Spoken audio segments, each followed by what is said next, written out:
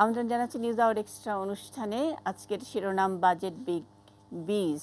নিশ্চয়ই আপনারা জানেন বাংলাদেশে এখন আজ সারাদিন ধরে বাজেট ছিল, মানে বড় একটি বাজেট, এবং বাংলাদেশের মানুষ সারাদিন ধরে অর্থমন্ত্রীর যে 4 ঘন্টা লম্বা তিনি যে বাজেট বক্তৃতা করেছেন সেই বক্তৃতা শুনেছেন, বাজেট বোঝার চেষ্টা করেছেন। আর তারপর থেকে দুপুরের পর থেকেই শুরু হয়েছে বাংলাদেশের খেলা। তার মানে হলো বড় বড় বি নিয়ে বাংলাদেশ এখন আছে। অর্থমন্ত্রী স্বয়ং আজকে বলেছেন, আজকের বাজেট নিয়ে বলেছেন সবচেয়ে বড় এবং বেস্ট বাজেট। আমরা যদি অর্থমন্ত্রীর ভাষায় বলি তাহলে বেস্ট অ্যান্ড বিগ বাজেট এখানে। আর যেভাবে করের বোঝা চাপানো হয়েছে, সাধারণ মানুষ এটাকে এক ধরনের বার্ডেনই মনে করছে। সেই বার্ডেনের বি থেকেও যদি আমরা একটা বি নেই, আর অন্যান্য সময়ের সঙ্গে তুলনা করলে একটু বোধহয় এবার অন্যতম প্রধান দল বিএনপি এবারের বাজেটকে সমালোচনা কম করেছে, অথবা খুব শক্ত করে সমালোচনা করেনি। পরোক্ষভাবে বিএনপির ফেভারেই এই বাজেট আসে বলে অনেকে মনে করছেন, অন্তত যারা রাজনীতি বিশ্লেষণ করেন তাদের মতে। শেষ পর্যন্ত যেই বিটি সবার সামনে একেবারে প্রশ্নবোধক চিহ্ন হয়ে আছে, সেটি হলো এক ধরনের রাজনৈতিক ব্লান্ডার কিনা। আমরা জানি যে এখনই এই বছরই হয়তো একটি পূর্ণাঙ্গ বাজেট বাস্তবায়নের শেষ সময়। আগামী বছর হয়তো অর্থমন্ত্রী বাজেট দেবেন, কিন্তু 2-3 মাস সময় হয়তো থাকবে। সুতরাং এরকম একটি সময়ে ভ্যাট, আবগারি শুল্ক ইত্যাদি নানান কিছু দিয়ে জনমানুষের উপরে একটা চাপ, ভোটারদের উপরে একটা চাপ, সেক্ষেত্রে রাজনৈতিকভাবে কতটা ভুল অথবা কতটা ঠিক সেই বিষয় নিয়ে যারা কথা বলছিলেন অনেকেই বলছিলেন এক ধরনের ব্লান্ডার। আসলে কি তাই? এসব প্রশ্ন নিয়ে আমাদের আজকের শিরোনামটি রেখেছি। পর্দায় দেখতে পাচ্ছেন বিগ বিজ। আমরা বিগ বি বলতে ভারতের স্বনামধন্য অভিনেতাকে বুঝি, অমিতাভ বচ্চনকে বুঝি, কিন্তু আমাদের আজকে যে বড় বড় বাজেট, বড় বড় বিষয় বা বাংলাদেশের স্কোর, সব কিছু মিলিয়ে একটা বিগ বিজের মধ্যে বাংলাদেশ আছে। অর্থ প্রতিমন্ত্রী এম এ মান্নান আমাদের সঙ্গে আছেন স্টুডিওতে। আমরা অধ্যাপক এম এম আকাশকে পেয়েছি আমাদের সঙ্গে কথা বলবেন এই বিষয় নিয়ে, বিগ বিজ নিয়ে। অর্থনীতিবিদ আহসান এইচ মনসুর আছেন আমাদের আরও একটি স্টুডিওতে। আমরা পেয়েছি বিএনপি নেতা তাবিথ আউয়ালকে, তরুণ রাজনীতিবিদ, এবং তিনি খুব চমৎকার করে নিশ্চয়ই আজকের বাজেটটিকে মূল্যায়ন করবেন। আর রাশেদ আল মাহমুদ তিতুমির, ঢাকা বিশ্ববিদ্যালয়ের ডেভেলপমেন্ট স্টাডিজ বিভাগের অধ্যাপক, তার কাছেও তরুণ, অপেক্ষাকৃত তরুণ চোখে বাজেটের মূল্যায়ন আমরা শুনব। বিগ বিজ নিয়ে অনুষ্ঠানটি শুরু করব সহকর্মী আহমেদ রাব্বি তানিমের রিপোর্টটি দিয়ে। আজকের যে বিষয়টি নিয়ে তিনি রিপোর্ট করেছেন, ভ্যাট এবং অন্যান্য যেসব জিনিস চাপিয়ে দেওয়া হলো, অনেকে মাথা নাড়ছেন আমার অতিথিরা বিগ বিজ বিষয়ে। আমরা তানিমের রিপোর্টটি দেখে আসি। দেশের অর্থনীতি যত বড় হচ্ছে, বাজেট ততই বড় হচ্ছে। 4,266 কোটি টাকার বাজেট। এর ভিতরে এবারের বাজেটের মূল আকর্ষণ নতুন ভ্যাট আইন 2012 বাস্তবায়ন করা, যেখানে ভ্যাটের হার ধরা হয়েছে 15%। তবে ব্যবসায়ীদের নানা মুখে আপত্তি ছিল, চাপ ছিল। অর্থমন্ত্রী কোনো ধরনের চাপেই আসলে পেছনে ফিরে যাননি। ভ্যাটের হার 15% রাখছেন। অর্থনৈতিক স্বচ্ছতা এবং রাজস্ব আদায়ের জন্য এই ভ্যাটের হার ভূমিকা রাখবে বলে মনে করছেন অর্থনীতিবিদরা। পাশাপাশি আরও একটি আশঙ্কা করছেন, শব্দটি যখন ভ্যাট, তখন বাজার থেকে শুরু করে পরিবহন খাত কিংবা ভোক্তা সাধারণের দৈনন্দিন চলাচল, নিত্যপণ্যের বাজার, সব জায়গায় এই ভ্যাট শব্দটাকে কেন্দ্র করে বাজার অস্থিতিশীল হতে পারে। আমি একটি বাজেট প্রণয়নের মতো কঠিন কাজ করতে পারছি। তবে ব্যবসায়ীদের শেষ পর্যন্ত নাখুশ করেননি অর্থমন্ত্রী। 2017-18 অর্থ বছরের বাজেটকে বলা যায় সরকার ও ব্যবসায়ীদের সুবিধা অসুবিধা নিয়ে যুদ্ধ। তাই ভ্যাটের হার কমানোর প্রস্তাব অর্থমন্ত্রী না মানলেও ভ্যাট অব্যাহতির সীমা 30 লাখ থেকে বাড়িয়ে করা হয়েছে 36 লাখ টাকা। আর টার্নওভার করের সীমা 80 লাখ থেকে বাড়িয়ে 1.5 কোটি টাকার প্রস্তাব করেছেন অর্থমন্ত্রী। নতুন এই ভ্যাট আইন 3 বছরের জন্য অপরিবর্তিত থাকবে। 1 জুলাইতে ভ্যাট কার্যকর করছি, তার ফলাফল আমরা পাবো। এই করের আওতায় কোনো পণ্য উৎপাদনে বা সেবা প্রদানে বিভিন্ন পর্যায়ে যে হিসাব রাখতে হয়, তা ভ্যাট সংগ্রহকারী কতিপয় ব্যবসায়ীরা রাখতে চান না। তাই এই ভ্যাটকে গ্রহণযোগ্য করার জন্য আমাকে বিভিন্ন উপায় উদ্ভাবন করতে হয়। বাজেটে ভ্যাটের হারে ব্যবসায়ীদের সন্তুষ্ট করতে না পারলেও বিপুল সংখ্যক পণ্য ও সেবায় ভ্যাট ছাড় দিয়ে ব্যবসায়ীদের খুশি করার চেষ্টা করেছেন অর্থমন্ত্রী আবুল মাল আব্দুল মুহিত। ভ্যাট অব্যাহতির তালিকা নতুন করে বড় করেছে জাতীয় রাজস্ব বোর্ডও। প্রায় 2100 পণ্যে বিভিন্ন ধরনের অব্যাহতি ও ছাড় থাকছে ব্যবসায়ীদের জন্য। মূল্য সংযোজন কর বাস্তবায়ন হলে করের পরিধি সম্প্রসারিত হবে। তো আমাদের দেশে ভ্যাটের আওতায় নিবন্ধিত 8.5 লক্ষ শিল্প ব্যবসায়ী প্রতিষ্ঠান আছে, কিন্তু মূসক দাতার সংখ্যা হলো মাত্র 32,000। তাতে স্পষ্ট যে মূল্য সংযোজন কর অত্যন্ত সীমিত ক্ষেত্রে বহাল আছে। সব মিলিয়ে নতুন ভ্যাট আইনই হচ্ছে অর্থমন্ত্রীর এবারে বিশাল রাজস্ব লক্ষ্য অর্জনের মূল অস্ত্র। নতুন ভ্যাট আইনের উপরে ভরসা করেই নতুন অর্থ বছরে প্রায় 88,000 কোটি টাকা আদায় করতে চায় এনবিআর।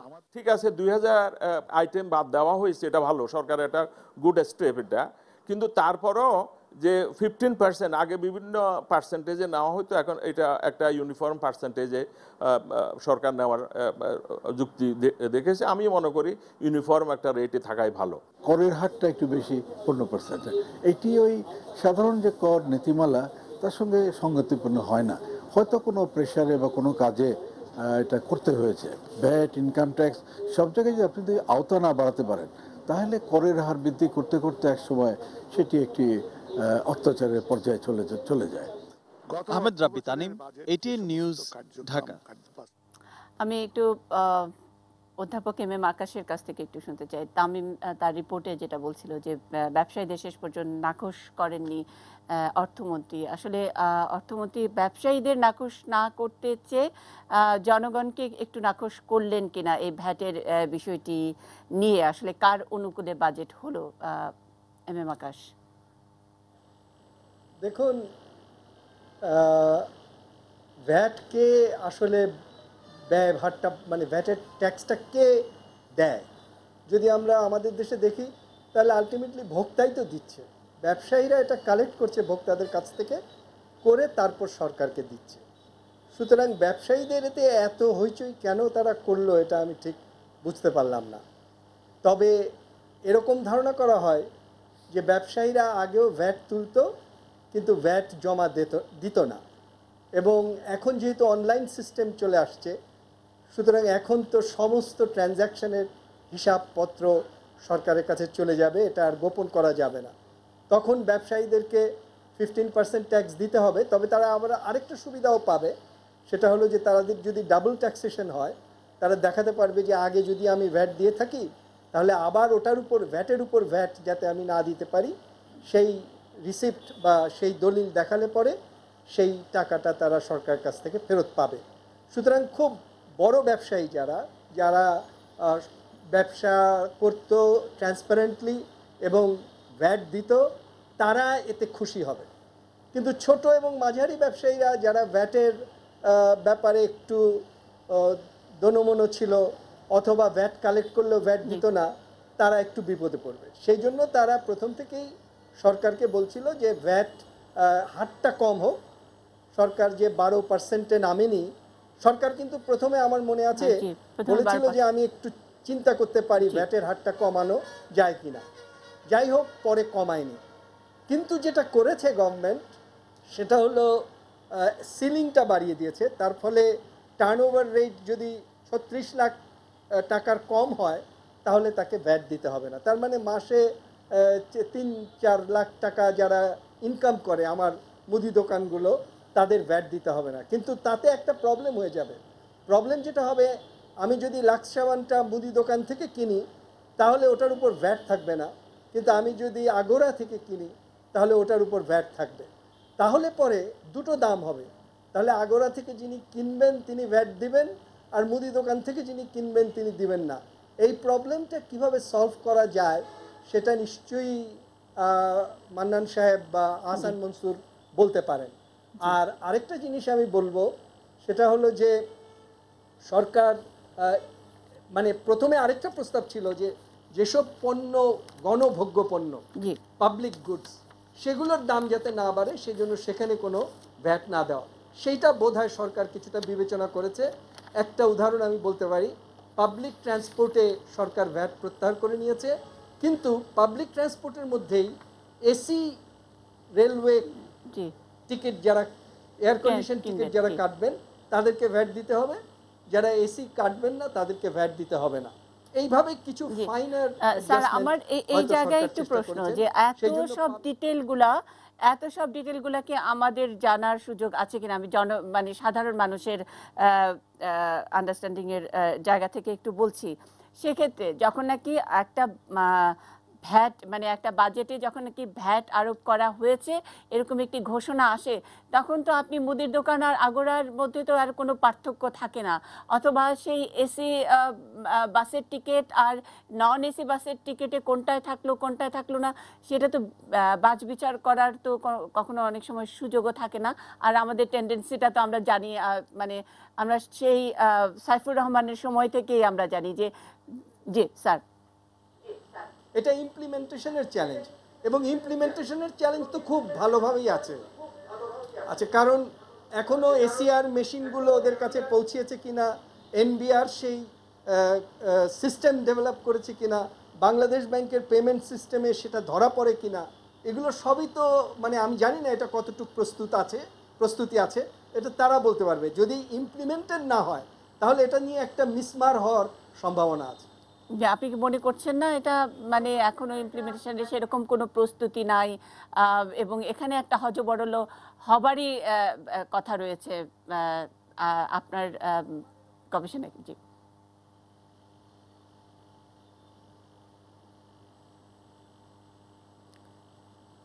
এম এম আকাশ, আমি আমি হ্যাঁ, জি আমার স্যার। এরকম আশঙ্কা আছে। আমি অর্থ প্রতিমন্ত্রীর কাছে একটু জানতে চাই, অধ্যাপক এম এম আকাশ যেই পয়েন্টগুলো তুললেন এই প্রস্তুতির ব্যাপারটি, বরাবরই বাজেট নিয়ে যখন নাকি আমরা কথা বলি তখন বলি যে বাজেট বড়, বাজেট এ যাবৎকালে সবচেয়ে শ্রেষ্ঠ ইত্যাদি নানান কিছু, কিন্তু ইমপ্লিমেন্টেশনের চ্যালেঞ্জগুলো সকল বিশেষজ্ঞরা সবসময় এই কথাগুলো বলেন, এবং এই বাজেট বাস্তবায়নের যেই ঘাটতি বা অব্যবস্থাপনা সেগুলো রয়ে যায়, আবার তারপরের বছরে তার চেয়েও বড় বাজেট প্রণয়ন করে। কিন্তু এবারের বিষয়টি আমরা যে শিরোনামটি রেখেছি আপনি তো নিশ্চয়ই লক্ষ্য করেছেন, বিগ বি আমরা বলছি, বড় এবং সবচেয়ে ভালো ইত্যাদি বলছি, কিন্তু বার্ডেনও কিনা অথবা ব্লান্ডারও কিনা এই ইমপ্লিমেন্টেশনের জায়গায়, বিশেষ করে যেখানে নাকি একেবারেই ভোটারদের ঘাড়ের উপরে গিয়ে যেই বিষয়গুলো পড়বে সেই জায়গাটি এখন এই মুহূর্তে নির্বাচনের মাত্র 1 বছর আগে এক্সপেরিমেন্ট করাটা কতখানি লজিক্যাল হলো? মাননীয় অর্থ প্রতিমন্ত্রী, আপনি যদি বলেন আমাদেরকে। ধন্যবাদ। আমি প্রফেসর আকাশকে ধন্যবাদ দিব। তিনি প্রথমেই বলেছেন যে এইটা নিয়ে ব্যবসায়ী মহলে যে একটা আমরা হইচই শুনছিলাম সেটা কোনো যৌক্তিক কারণ ছিল না, কারণ এটা তো আমরা ওনাদের থেকে নিচ্ছি না, আমরা এটা ভোক্তা কর, যারাই কিনবে তারাই দামের মধ্যে এটা দিবে, সুতরাং এটা পরিষ্কার। দোকান যারা ব্যবসা চালান তারা কালেক্ট করবেন, কালেক্ট করে আমাদেরকে দিবেন। সেখানেও দুর্ভাগ্য আমাদের অনেক কালেক্টররা কালেক্ট করে যথাসময় দেন নেই। যাক, আমরা ওসব ডিটেলে যাব না।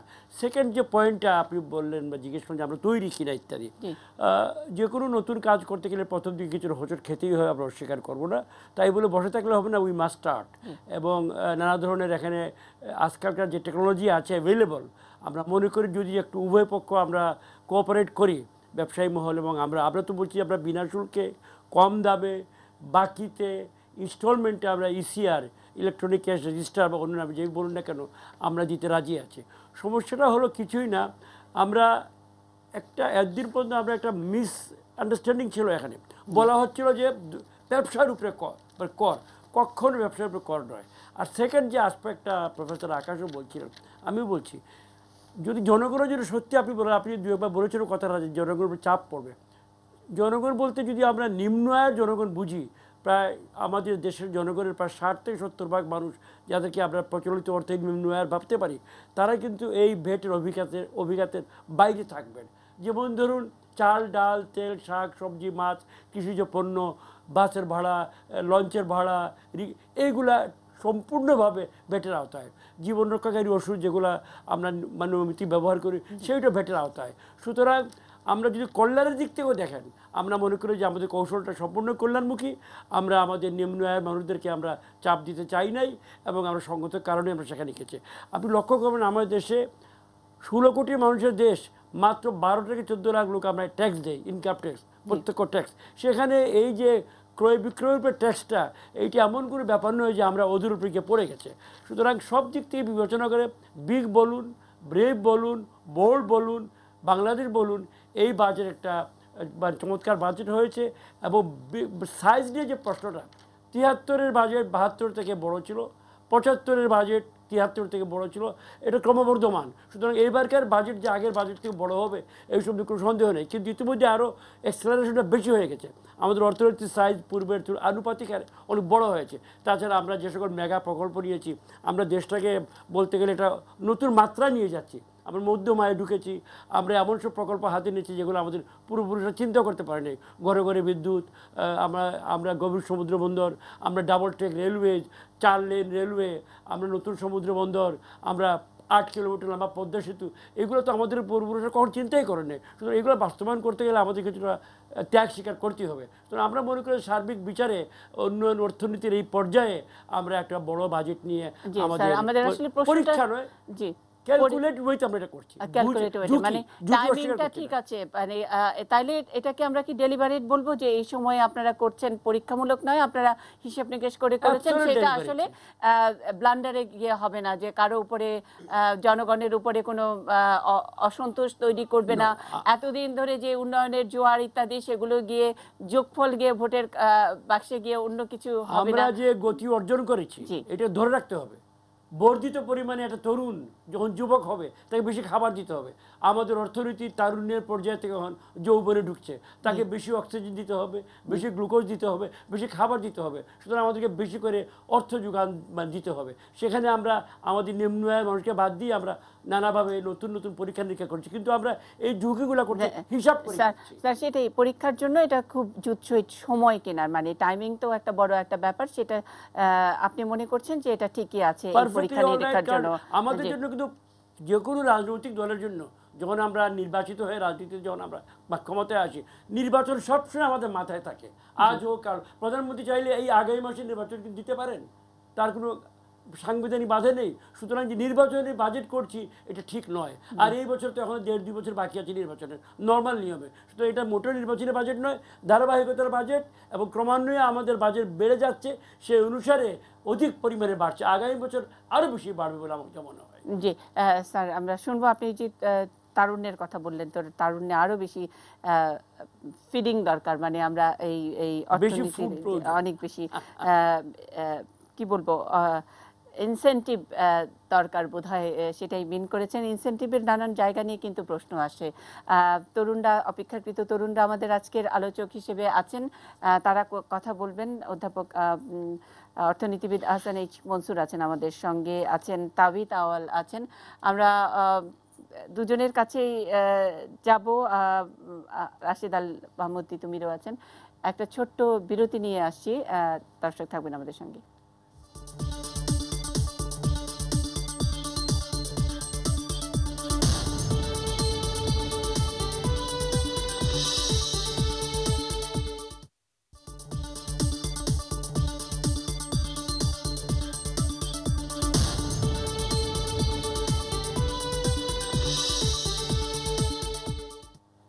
দেখছেন news hour extra, budget big biz আমাদের আজকের শিরোনাম।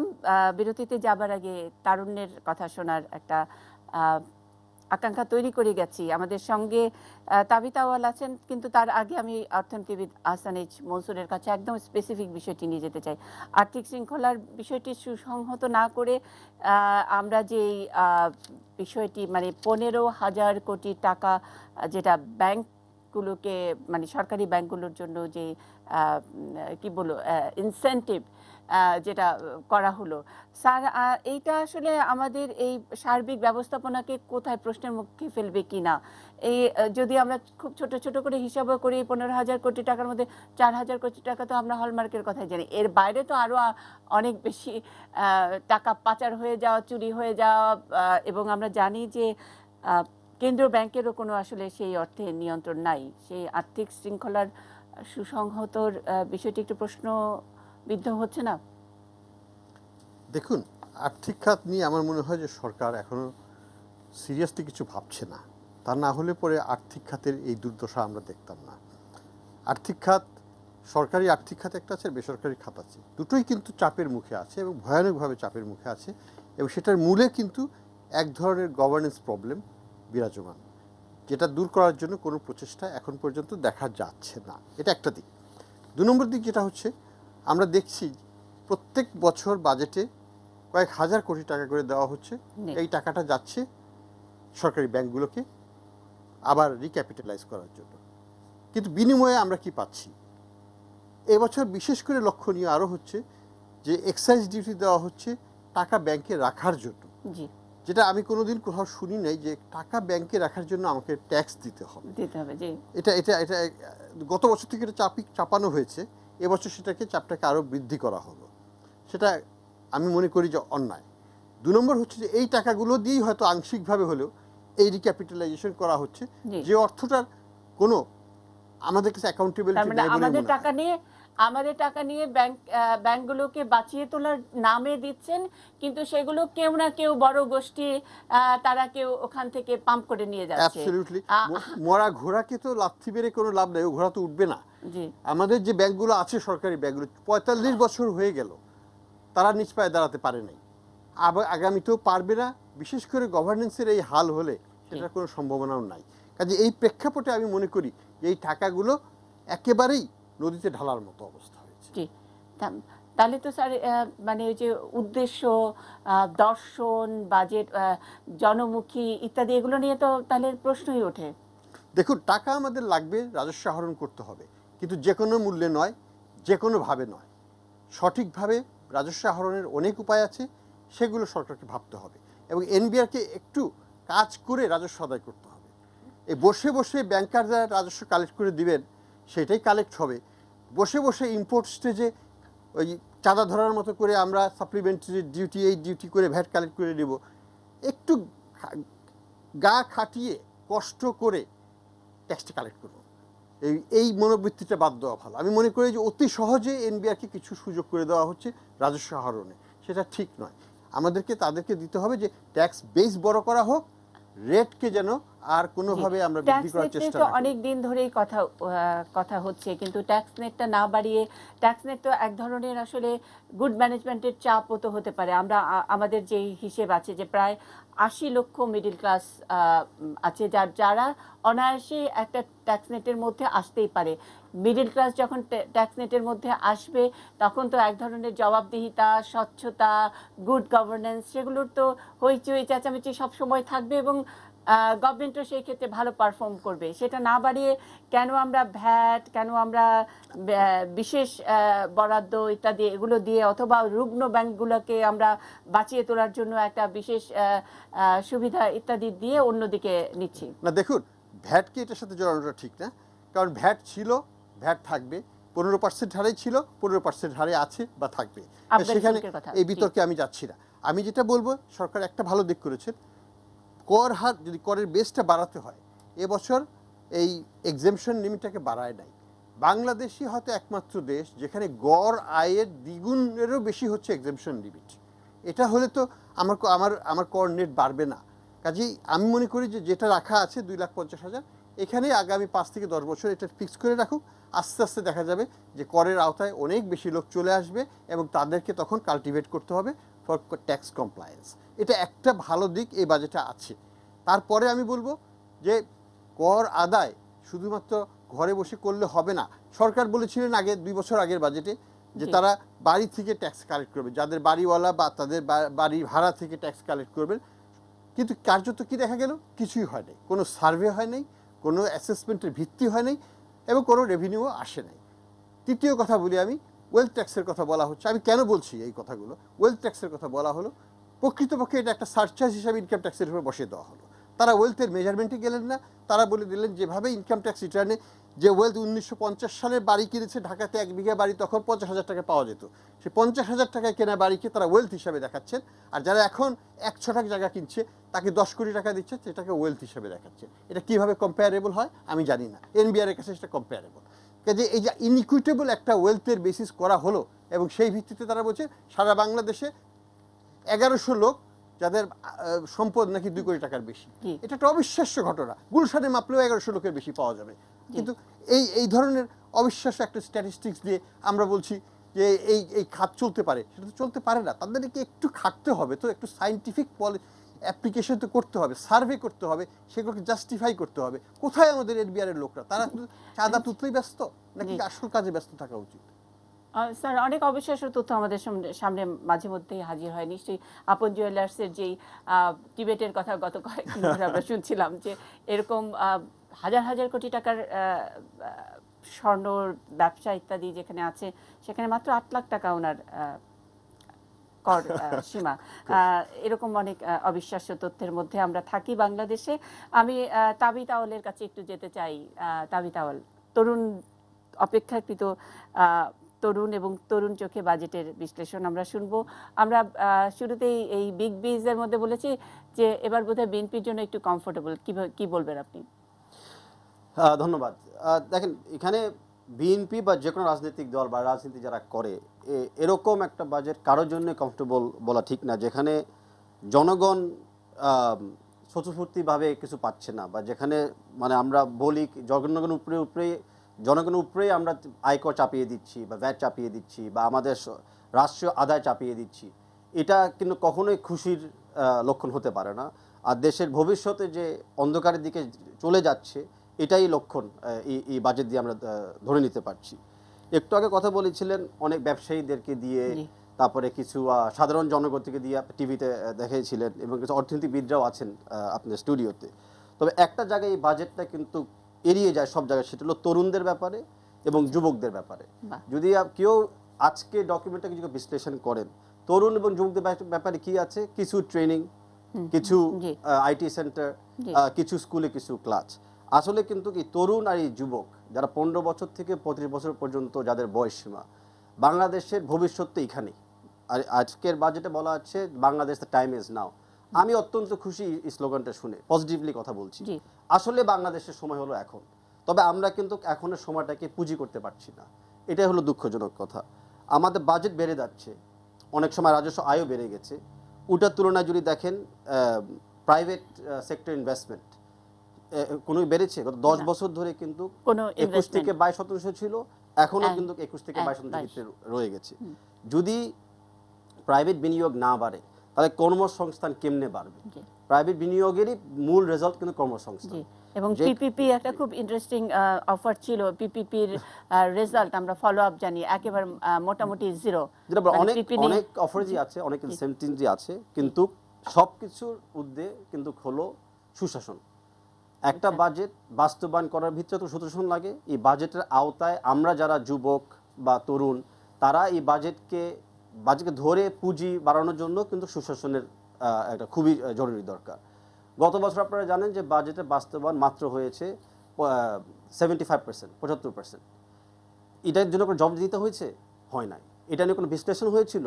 হয় নাই। হঠাৎ করে একটা রিভাইজ বাজেট চলে এসেছে, ওটার উপরে খরচ হয়ে গেছে, আর আমরা এখন নতুন বাজেট নিয়ে আবার গবেষণা করছি। আপনি যদি দেখেন যে আমাদের আজকের ডকুমেন্টেও আপনি বিশ্লেষণ করেন, 22 লাখ তরুণ বা যুবক বা নাগরিক কিন্তু কর্মসংস্থানের বাইরে আছে, বেকারত্ব বেড়ে যাচ্ছে। আমাদের বাজেট, আমাদের দেশের বাজেটে আমরা ধরে নিচ্ছি যে 22 লাখ কর্মসংস্থান যাদের দরকার, তাদের ভিতরে আমরা 4 লাখ নাগরিকদেরকে বিদেশে পাঠিয়ে দিব। এটা আজকের বাজেটের পেপারে কিন্তু লেখা আছে।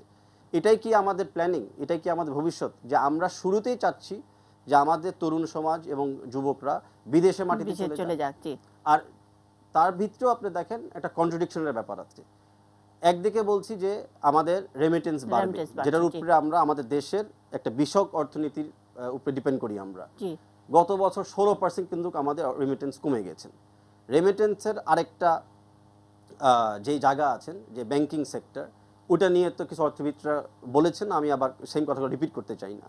তবে আরেকদিকে দেখতেছেন যে ইমিগ্রেশন বন্ধ বিদেশে, অনেক জায়গা অনেক দেশেই কিন্তু রিসেশন চলছে, আমাদের এক্সপোর্ট কমে যাচ্ছে, আমাদের বিদেশে লোকজন যেতে পারছে না, আর যারা যাচ্ছে তাদের রেমিটেন্স সাইজ ওই 10 বছর আগেও কিন্তু $200 নিচে একই ছিল এবং এখনো কিন্তু same বিশ্ববাজারে জায়গায় আছে। তেলের দামটা কমে যাওয়ার কারণে রেমিটেন্সটার উপরে এক ধরনের প্রভাব পড়েছে, সেটা আমরা জানি। তার পাশাপাশি নিশ্চয়ই এই ইনফর্মাল সেক্টরে আসলে রেমিটেন্স পাঠানোর যে একটা প্রবণতা, সেটাও অনেকখানি রেমিটেন্স কমে যাওয়ার কারণ কিনা, সেগুলো নিয়েও তো খতিয়ে দেখছেন তাবিথ আউয়াল। জি, আর তো যেটা বললাম, এই বাজেট নিয়ে আমরা যারা তরুণ বা আমি যারা যুবক সমাজ, আমাদের কি হবে? আমরা তো কোনো প্রাইভেট ইনভেস্টমেন্টের লক্ষ্যমাত্রা দেখছি না। আমরা অলরেডি আমাদের চাকরি নাই, কর্মসংস্থান নাই। ওইটার বাইরে যতটুকু আমাদের টাকা পয়সা আছে, বাবা মা থেকে নিই বা টিউশনি করে নিই বা ওই আয়করের অন্য জায়গা থেকে যদি কেউ ফাঁকি করেও নেয়, ব্যাংকে রাখলে এখন ব্যাংকে রাখাটাও দোষ। সেভিংস সার্টিফিকেটে ইন্টারেস্ট কমে যাবে, অথবা ডিপোজিট করলে ওখানে ট্যাক্স বেড়ে যাবে। তো এখন আমরা যাবোটা কোথায়? আমাদের জন্য বা যুবক সমাজের জন্য কারা এই বাজেট নিয়ে বিশ্লেষণ করছে, কারা তাদের পক্ষে সামনে দাঁড়িয়ে আছে? আর বাকি সমাজের ব্যাপারে তো আমি আর গেলামই না, আমি একটা নির্দিষ্ট সমাজের ব্যাপারে কথা বলতে চাই। জি জি, আপনি আরো অন্যান্য পয়েন্টগুলো নিশ্চয়ই আনবেন। আসলে আমরা যাব কোথায়? আমি কি রাশেদ আল মাহমুদ তিতুমিরের কাছে ছোট্ট করে একটু শুনে নিতে চাই। সহকর্মী আহমেদ রাব্বি তানিম আছেন, তানিমের কাছ থেকেও আমরা শুনবো, কিন্তু রাশেদ আল মাহমুদ তিতুমির, আমরা যাব কই, যেটা বলেছেন তাবিথ আউয়াল। মন্ত্রী তার বাজেট বক্তৃতায় রবার্ট ফ্রস্টের লাইন উল্লেখ করেছেন। রবার্ট ফ্রস্টের যে কবিতা আছে, আর একটি কবিতা আছে, সেই কবিতাটা হচ্ছে যে দি রোড নট টেকেন। আসলে অর্থমন্ত্রী ওই রাস্তায় যেতে চাননি। কেন যেতে চাননি? কারণ তিনি আসলে বাংলাদেশের বর্তমানের যে চ্যালেঞ্জগুলো, সেগুলো আসলে তিনি ফেস করতে চান না, তিনি পাশ কাটিয়ে যেতে চান। এবং সেই কারণেই আপনি যদি খেয়াল করেন, এখানে যে 3টি বিষয় নিয়ে আলোচনা হলো, 3টি বিষয়েই কিন্তু আসলে বিপরীত এবং অন্য ধরনের বিশ্লেষণ পাওয়া যেতে পারে। একটা হচ্ছে যে কেন এত পরিমাণে আপনার কর দরকার, অর্থাৎ কি কারণ ঘটলো যে কারণে আপনি বাধ্যবাধকতা হলেন যে ভ্যাটের বাড়াবেন। তার মানে হচ্ছে যে আপনার যে উন্নয়নের প্রকল্পে 100 টাকা দরকার, সেখানে আপনার 1 লাখ টাকা লাগছে, অর্থাৎ হচ্ছে যে অনেক টাকা বেশি লাগছে। অথবা আপনার যে কাজ করতে একজন মানুষ দরকার, সেখানে আপনি আসলে 50 জন মানুষ করছেন। বাংলাদেশের বর্তমান বাজেটের সবচেয়ে ব্যয় 1 নম্বর বরাদ্দর খাত হচ্ছে আপনার সরকারি কর্মকর্তাদের বেতন, অর্থাৎ ভোগ ব্যয় হচ্ছে 1 নম্বর খাত। তার মানে হচ্ছে যে অথবা আপনি কিছুক্ষণ আগে যেটা উল্লেখ করলেন যে ব্যাংকে লুটপাট করা হয়েছে, সেই লুটপাট বাবদ কর দিতে হবে। তার মানে হচ্ছে যে আপনি এমনভাবে লুটপাটের রাজত্ব চালিয়েছেন যে করের কাঠামো বাড়ানো দরকার, সেই জন্যে যে কোনো উপায়ে অর্থ সংগ্রহ করতে হবে, এবং অর্থ সংগ্রহের সহজ উপায় হচ্ছে মূল্য সংযোজন কর, সেই জন্যে করছেন। দ্বিতীয় বিষয়টি যেটা উল্লেখ করা দরকার, সেটি হচ্ছে যে এই কর কাঠামোর প্রগতিশীলতা কোথায়। অর্থাৎ হচ্ছে যে আয়করটা আপনার এখনো প্রতিদিন স্লোগান শুনি আমরা যে আয়কর 1 নম্বর খাত হবে, অথবা আপনার হচ্ছে যে আপনার যে টাকা আপনি বেতন থেকে পান, বেতন থেকে এসে আপনার টাকাটা বাড়বে। কিন্তু আমরা এই পর্যন্ত দেখি নাই যে আয়কর 1 নম্বর খাত হিসেবে আবির্ভূত হচ্ছে। অর্থাৎ সাধারণ মানুষের কাছ থেকে যে কোনো মূল্যে আপনার অর্থ সংগ্রহ করাই হচ্ছে যে বর্তমান শাসক গোষ্ঠীর লক্ষ্য। অর্থাৎ হচ্ছে যে তারা আসলে বলে মুক্তিযুদ্ধের চেতনার কথা, কিন্তু তার আশেপাশে তারা অবস্থান করেন না। যেমন হচ্ছে যে মুক্তিযুদ্ধের কথা যদি তারা বলতেন, তাহলে সমতার কথা বলতেন, তার মানে হচ্ছে যে আয়কর 1 নম্বর খাত হিসাবে আবির্ভূত হতো। মুক্তিযুদ্ধের কথা যদি তারা বলতেন, তাহলে বলতেন যে আপনার সামাজিক যে আপনার হচ্ছে যে সোশ্যাল জাস্টিস, অর্থাৎ হচ্ছে সামাজিক ন্যায্যতা, সেটা তারা বলেন না। কারণ আপনারা লক্ষ্য করবেন যে স্বাস্থ্য এবং শিক্ষা খাতে ব্যয় বরাদ্দ অনেক হারে কমেছে। আপনি যদি মানবিক মর্যাদার কথা বলেন, সেটি তো আপনি লক্ষ্যই করছেন যে ব্যাংকগুলোতে যে বিশৃঙ্খলা আছে, সেই বিশৃঙ্খলা যদি সরকারি ব্যাংকের ক্ষেত্রে চিন্তা করেন, বেসরকারি ব্যাংকের ক্ষেত্রে, বেসরকারি ব্যাংকের বিশৃঙ্খলাকে উৎসাহিত করার জন্যে 4 জন এক পরিবার থেকে পরিচালক দেওয়ার জন্য চেষ্টা করা হচ্ছে না, শুধু 9 বছর তাদেরকে পরিচালক হিসেবে দেখা। তার মানে বেসরকারি ব্যাংক ব্যবস্থাপনায় যতটুকু শৃঙ্খলা ছিল, সেখানে পরিবারতন্ত্র এনে সেটাকেও আবার ভেঙে ফেলা হলো। আর আমরা নিশ্চয়ই যে লেটেস্ট ইসলামী ব্যাংকের কাহিনী যে যদি আমরা নিশ্চয়ই আমরা জানি, সবচেয়ে বড় জিনিস হচ্ছে যে তরুণদের অবস্থা সবচেয়ে তথৈবচ। আমি তরুণদের অবস্থা একটু বিস্তারিত শুনতে চাই। একটা বিরতিতে যেতে হবে। তার আগে সহকর্মী আহমেদ রাব্বি তানিম যদি অন্যান্য বিষয়গুলো একটু যদি আমাদেরকে যুক্ত করেন। যেটা বলছেন প্রশাসনের ব্যাপারে আমাদের সকল আলোচকরাই বলছিলেন তানিম, কিন্তু আমরা যে এক নজরে যদি বাজেটটি আমরা দেখি যে যেখানে বলা হয়েছে যে মূল্যস্ফীতির প্রাক্কলন 5.5%, জনপ্রশাসনে বরাদ্দ 13.5%, পরিবহন খাতে বরাদ্দ 12.5%, সামাজিক নিরাপত্তায় 6% এবং ভ্যাট বসবে 15%। সর্বোচ্চ বরাদ্দ শিক্ষা ও প্রযুক্তিতে, এখানে শিক্ষার সঙ্গে প্রযুক্তিটা যুক্ত হয়েছে। এখানে কি এক ধরনের একটু ফাঁকি আছে? যদি আমরা খুব ভালোভাবে বিশ্লেষণ করি তাহলে জনপ্রশাসন হলো সবচেয়ে সর্বোচ্চ জায়গা আছে, তাই নয় কি তানিম? মুন্নি, আপনাকে ধন্যবাদ। মুন্নি, আমাদের এখানে যারা অতিথি আছেন তারা তাদের বিশ্লেষণ দিয়েছেন। আমি একটু একেবারে সাধারণ মানুষের কথা বলবো। আর আজকের বাজেটের যেটি মূল দুর্বলতা সেটি হচ্ছে পুরো বাজেটে কিন্তু 1,12,000 কোটি টাকার একটি ঘাটতি রয়েছে। আপনি জনপ্রশাসন থেকে শুরু করে শিক্ষা খাতে সর্বোচ্চ বরাদ্দ দিয়েছেন। আপনার শিক্ষা ব্যবস্থার মান উন্নয়ন একটু গত 1 বছরে ঘুরে দেখুন, আশানুরূপ কিন্তু না, সফলতার জায়গায় ব্যর্থতাই বেশি। পাশাপাশি আজকে সাধারণ মানুষের কথা যদি বলেন, ভ্যাট কিংবা এত বাজেট, মানুষ কোটি কোটি টাকা ভ্যাটের হার কিচ্ছু বোঝে না। মানুষ বোঝে তাদের সাধারণ জীবন, জনজীবন, মানুষের যে কমোডিটি প্রাইস সেটি। এই ভ্যাট একটি শব্দ, কিন্তু ট্রাক থেকে শুরু করে রংপুর থেকে যে কৃষক পণ্য পরিবহন করে কারণ বাজারে আনেন, সেই ট্রাক ড্রাইভারও বলেন যে ভ্যাট যুক্ত হয়েছে, সুতরাং আমাকে ভাড়া বাড়ি দিতে হবে। আপনি এত সিস্টেমাইজ করছেন, কিন্তু আপনার পুরো সিস্টেমটাই কিন্তু একটি লস। অর্থাৎ আপনি সিস্টেমের কোনো ভিত্তি নেই। আপনি বলছেন ইসিআর মেশিন আনবেন, আপনি বলছেন ভ্যাটের হার 15%, সবই ঠিক আছে, এটি স্বচ্ছতা নির্ভর করবে। আমাদের এত ব্যবসায়ী, 8 লাখ ব্যবসায়ীর ভিতরে মাত্র 32,000 নিবন্ধিত ব্যবসায়ী কেন এতদিন পর্যন্ত আয়কর দিচ্ছে? তাহলে আপনার এতদিন পর্যন্ত কেন ফাঁক ফোকর থেকে গেল? 8 লাখ ব্যবসায়ীকে আপনি আনতে পারলেন না কেন করের আওতায়? পাশাপাশি এত কোটিপতি, 30,000-এরও বেশি কোটিপতি রয়েছেন ব্যবসায়ী, তাহলে তাদের করের আওতাটা কোন জায়গায়? মাত্র 18 লাখ মানুষ টিআইএন ধারী কর দিচ্ছেন বললেন আমাদের অর্থ প্রতিমন্ত্রী, সেটি 25 লাখ উন্নীত করার চেষ্টা চলছে। তাহলে এই যে বিশাল একটা কর ফাঁকি, একটি বিশাল একটা গ্যাপ, এই গ্যাপটা আপনি করের উপর চাপিয়ে দিচ্ছেন। সাধারণ মানুষ এগুলো বুঝে। সাধারণ মানুষ আপনার এই কোটি কোটি টাকা, এই বাজেটের উন্নয়ন, মানুষ যদি তার সুস্থ, স্বাভাবিক এবং সুন্দর জীবন লিড করতে পারে, স্বল্প ব্যয়ে জীবনযাত্রার মানের ব্যয় যদি আপনি বাড়িয়ে দেন, তাহলে আলটিমেটলি এটা মানুষের জনকল্যাণমুখী না। হ্যাঁ, এটা জনগণের বাজেট এক অর্থে, কারণ এই পুরো বাজেটের একটি বড় অংশ টাকায় আপনি জনগণের কাছ থেকে নিচ্ছেন। এই জন্য জনগণ দাবি করবে যে এটি জনগণের বাজেট। আর এই ভ্যাট আইনটা নিয়ে যদি বলি, কল্পনাপ্রসূতভাবে আপনি এই ভ্যাট আইনের উপর নির্ভর করে 88,000 কোটি টাকা আপনি এটার উপর থেকে আয় করবেন। এনবিআর এটি চাচ্ছে। অনলাইন ভ্যাট কার্যক্রম সবই ঠিক আছে, সবই স্বচ্ছ, কিন্তু আপনার সক্ষমতাটা কতটুকু? এনবিআর এর সেই সক্ষমতাটা কি আছে?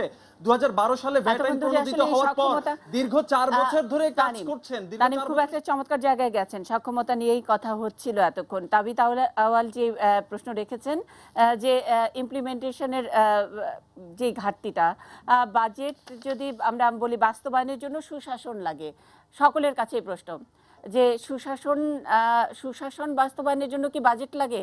সেই বাজেটটা কি কখনো আমাদের বাজেটে থাকে? আমাদের প্যানেলিস্টরা সবাই এই প্রশ্নের নিশ্চয়ই জবাব দেবেন। তার আগে একটা বিরতিতে যাব, বিরতির পরে সহকর্মী তানিমি আবার সর্বশেষ খবর জানাবেন। বাংলাদেশ ইংল্যান্ডের খেলা ইত্যাদি নিয়ে বাংলাদেশের লোকজনের একটু আগ্রহ কৌতূহল আছে, সেই খবর জানবো। শেষে আবারও ফিরবো আমাদের এই আয়োজনে। প্রশ্নটা রেখে গেলাম যে বাস্তবায়নের জন্য সুশাসন নিশ্চিত করার জন্য বাজেট লাগে কিনা, সেই বাজেটটা আসলে কোথায়?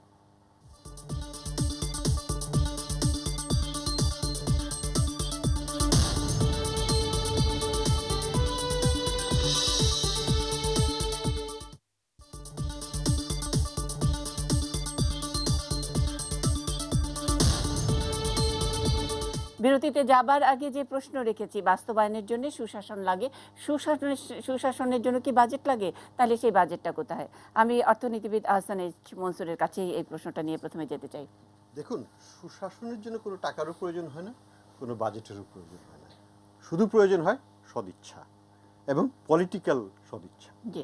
কাজেই আমি মনে করি না যে বাংলাদেশের সুশাসনের যে অভাবটা, সেটা আমরা বাজেট দিয়ে বা টাকা ব্যয় করে সেটা মেটাতে পারবো। যেমন আমি বলি একটা কথা, এটা প্রমাণিত যে এডুকেশন সেক্টরে আমরা যদি অর্থ ব্যয় করি শুধু, তাতে কিন্তু আমরা আশানুরূপ ফল পাবো না। আমাদের অর্থ ব্যয় করতে হবে ঠিকই, কিন্তু শুধু অর্থ ব্যয় কিন্তু এটা হবে না। আমাদের গুণগত মানটা হচ্ছে ইম্পর্টেন্ট, সেটা কিন্তু অর্থ দিয়ে পাওয়া যাবে না। সেটা যে আমাদের শিক্ষকদের মান বাড়াতে হবে, তাদের জবাবদিহিতা বাড়াতে হবে, আমাদের অভিভাবকদেরকে উদ্বুদ্ধ করতে হবে। এখানে একটা রাজনৈতিক এবং প্রশাসনিক প্রক্রিয়াকে জোরালো করতে হবে। সেই একইভাবে আমি বলি অর্থনৈতিক সুশাসন আরেকটা জিনিস আছে। আমাদের বাংলাদেশের অর্থনৈতিক সুশাসনে আমরা কিন্তু বেশ গর্বিত ছিলাম, এবং বিশেষ করে ফিসক্যাল ম্যানেজমেন্ট, ডেট ম্যানেজমেন্ট এবং আমাদের সামগ্রিক ম্যাক্রো ইকোনমিক স্টেবিলিটি, সেইগুলোর দিক থেকে আমি মনে করি অর্থনৈতিক সুশাসন ভালো ছিল। কিন্তু একটা বড় খাত যেটা হচ্ছে ব্যাংকিং বা অর্থ খাত, সেখানে কিন্তু সুশাসনের দারুণ অভাব, এবং সেটার মূলে কতিপয় ব্যক্তির কার্যকলাপ যেগুলো কিন্তু আমাকে প্রশ্রয় দেওয়া হয়েছে, যে কারণে আজকে আমাদের এই ব্যাংকিং খাত এবং আমাদের এই যে যেটাকে বলা হয় স্টক মার্কেট, সেটার এই করুণ অবস্থা। কাজে আমি মনে করি যে যদি আমরা এক্সাম্পলারি দেখাতে, এক্সাম্পলারি সিচুয়েশনটা ক্রিয়েট করতে না পারি, যারা দুষ্কর্মে নিয়োজিত তাদেরকে শাস্তির বিধান আইনের দ্বারা না করতে পারি, তাহলে কিন্তু সুশাসন আসবে না। কাজেই আমি মনে করি যে এই দিকটা নজর দিতে হবে। রাজনৈতিক ক্যাপিটাল কিছুটা হলেও সরকারকে ব্যবহার করতে হবে। সামনে ইলেকশন, এখান থেকে কিন্তু ভালো ডিভিডেন্ড পাবে সরকার যদি সেদিকে সরকার মনোযোগ দেয়। আমি একই প্রশ্ন অর্থনীতিবিদ অধ্যাপক এম আকাশ। শাসনের তিনটি উপাদান, একটা হচ্ছে আপনি কি চান, কি আপনার বীক্ষণ, এটা আগে ঠিক করতে হবে, এবং তার জনগণের সমর্থন সেই বীক্ষণের প্রতি থাকতে হবে। আপনার চাওয়াটা ঠিক করতে হবে, যেটা আপনি চাইলেন সেটার সক্ষমতা আপনার আছে কি না। যদি সক্ষমতা না থাকে তাহলে সেই সক্ষমতা তৈরি করতে হবে। আর তৃতীয় উপাদানটাই সবচেয়ে গুরুত্বপূর্ণ, সেটা হলো আপনার সক্ষমতা আছে, আপনার বীক্ষণ মানুষ গ্রহণ করেছে, কিন্তু এটা করতে গেলে যেসব বাধা বিপত্তি আসবে, যাদের গায়ে আঘাত লাগবে, যাদের অসুবিধা হবে, বা যেসব বাস্তব প্রতিবন্ধকতা আছে, সেগুলো যখন আপনাকে আক্রমণ করবে, তখন আপনি আপনার বীক্ষণের প্রতি অঙ্গীকার রক্ষা করবেন এবং আপনার সর্বময় সক্ষমতা সহ বিপদগুলোর প্রতি নির্দয়ভাবে ঝাঁপিয়ে পড়বেন। এই তিনটা জিনিস যখন মিলবে তখনই সুশাসন হবে। আওয়ামী লীগ সরকার যখন ক্ষমতা এসেছিল, যেই বীক্ষণ নিয়ে ক্ষমতা এসেছিল, সেই বীক্ষণের প্রতি 2008 সালে কথা আমি বলছি, তখনই এই বীক্ষণটা তৈরি হয়। যদিও এই বীক্ষণটা আগে নাগরিক সম্প্রদায় তৈরি করেছিল, তাদেরটাই আওয়ামী লীগ গ্রহণ করে নেয়। আজকাল দেখছি বিএনপিও সেই বীক্ষণের কিছু কিছু জিনিস গ্রহণ করে নিচ্ছে। সুতরাং বীক্ষণের ব্যাপারে মনে হয় একটা কনসেনসাস আছে, কিন্তু তার মধ্যেও কিছু বীক্ষণের ব্যাপারে কনসেনসাস থাকবে না, কারণ যারা সমাজতন্ত্র নির্মাণ করতে চায়, কল্যাণ ধনতন্ত্র নয়, তাদের বীক্ষণ আর এই বীক্ষণ আলাদা হবে। কিন্তু আমি ধরে নিচ্ছি যে কল্যাণ ধনতন্ত্র যারা নির্মাণ করতে চায়, তাদের বীক্ষণটা নিয়েই যদি আমি কথাবার্তা বলি, তাহলে সেটার সক্ষমতা কি আমাদের এখানে আছে? সেই সক্ষমতা মূলত নির্ভর করবে রাজনৈতিক শ্রেণীভিত্তিক কি তার উপর। আমরা যদি কৃষক, শ্রমিক, মধ্যবিত্ত পর্যন্ত, এমনকি উৎপাদনশীল বুর্জোয়া যারা, তাদেরকেও আমাদের মধ্যে ইনক্লুড করি, তাহলে একটা জাতীয়তাবাদী শক্তি থাকে যারা সেই কল্যাণ বীক্ষণটাকে কার্যকরী করতে পারে। কিন্তু যখনই লুটপাটকারী বুর্জোয়ার সঙ্গে জাতীয়তাবাদী বুর্জোয়ার যে দ্বন্দ্ব, সেই দ্বন্দ্বের ক্ষেত্রে আপনি দুর্বল থাকবেন, এবং আমরা যে দুর্বল থাকছি তা পরিষ্কার। কারণ ব্যাংকের প্রবলেমটা কিন্তু সক্ষমতার প্রবলেমও না, ব্যাংকের প্রবলেমটা কিন্তু বীক্ষণেরও প্রবলেম। আমরা জানি কি কি করতে হবে, আমরা সেটা জানি। লক্ষ্য আমাদেরকে বহু ব্যাংকিং কমিশন আমরা করেছি, তারা আমাদের লক্ষ্য দিয়ে দিয়েছে, এবং সেসব সুপারিশও আমরা জানি, এবং সক্ষমতাও আমাদের আছে। কারণ অধিকাংশ মানুষ উন্মুখ হয়ে এই সমস্যার সমাধান চায়। তবে এখানে একটা বীক্ষণের ব্যাপারে দ্বিমত আছে। কেউ কেউ বলবে প্রাইভেটাইজেশন করলে সমাধান হবে, কেউ কেউ বলবে ম্যানেজমেন্ট প্রবলেম সলভ করলে সমাধান হবে। আমি আপাতত মনে করি ম্যানেজমেন্ট প্রবলেম সলভ করাটাই প্রধান প্রবলেম। এখন সেটা করতে গেলে যেটা করতে হবে, বোর্ড এমনভাবে তৈরি করতে হবে যারা rules of the game follow করবে। বাংলাদেশ ব্যাংককে এমন অটোনমি দিতে হবে যারা এটা ইমপ্লিমেন্ট করবে। একটা সাধারণ কথা আমি মান্নান সাহেবকে বলতে চাই, আপনি এই যে ৭৩,০০০ কোটি টাকা এখন ঋণ খেলাপি, ৪৫,০০০ কোটি টাকা আপনি অবলোপন করেছেন, আপনি বা আপনারা, এটা কিউমুলেটিভ, একই, মানে বিএনপিও এটার থেকে বাদ যাবে না, আওয়ামী লীগও বাদ যাবে না। এই যে মানে রাষ্ট্রের টাকা বলি, জনগণের টাকা বলি, আমরা কিছু অল্প সংখ্যক লোককে দিয়েছি, সেই লোকগুলোর একটা তালিকা আপনি প্রকাশ করুন।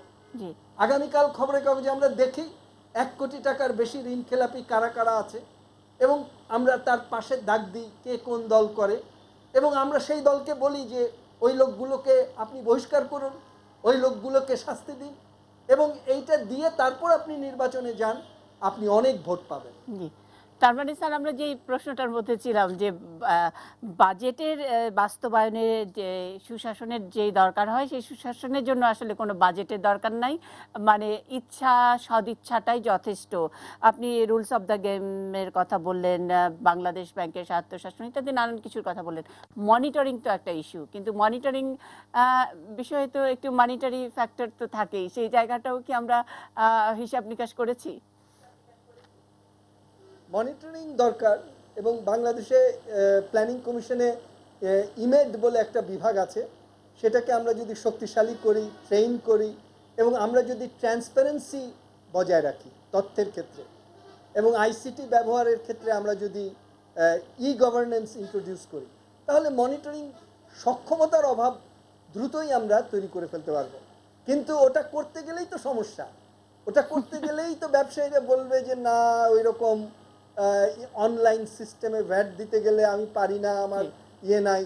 এরকম আপনি যদি বলেন যে সোশ্যাল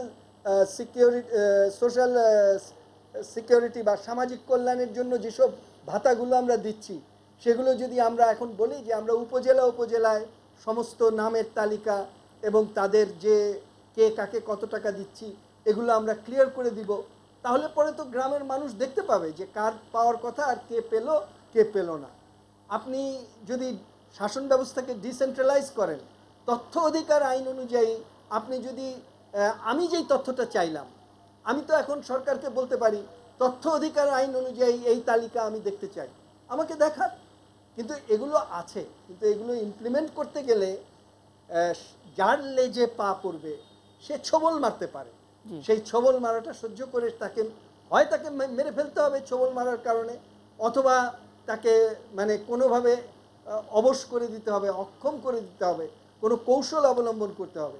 কিন্তু সেই কঠিন সিদ্ধান্ত কেউ নিচ্ছে না, এবং আমরা জোড়াতালি দিয়ে আগাচ্ছি। তো জোড়াতালি দিয়ে আগালে যা হয়, ওই আমি একটা খালি তথ্য দিতে চাই। এই তথ্যটা আমি সেদিন দেখলাম 2005 থেকে 14 সাল এই সময়ে আমাদের দেশ থেকে 6 লাখ কোটি টাকা ইলিসিট মানি চলে গেছে। এখন 6 লাখ কোটি টাকা যদি চলে যায়, তার মানে আমাদের বাজেট তো 4 লাখ কোটি টাকা, তার মানে 1.5টা বাজেটের সমান টাকা বাইরে চলে গেছে। তা আমরা কি আলাপ করছি স্যার? তার মানে হলো ব্যবসা বান্ধব বাজেট আর ব্যবসা বান্ধব রাজনীতি, এটাকে নিশ্চিত করতে গিয়েই ওই ব্যালেন্সটা করতে গিয়েই আমাদের আসলে ওই যে সুশাসন ইত্যাদি সব জায়গায় আমরা প্রশ্নের মুখোমুখি হচ্ছি। অবশ্যই আপনি কথা বলবেন ব্যবসা বান্ধব বাজেট, ব্যবসা বান্ধব রাজনীতির একটা ট্র্যাপের মধ্যে কি আমরা পড়ে গেছি? পলিটিক্স প্লাস আমরা যাব এই আয়োজনের আরেকটি অংশ।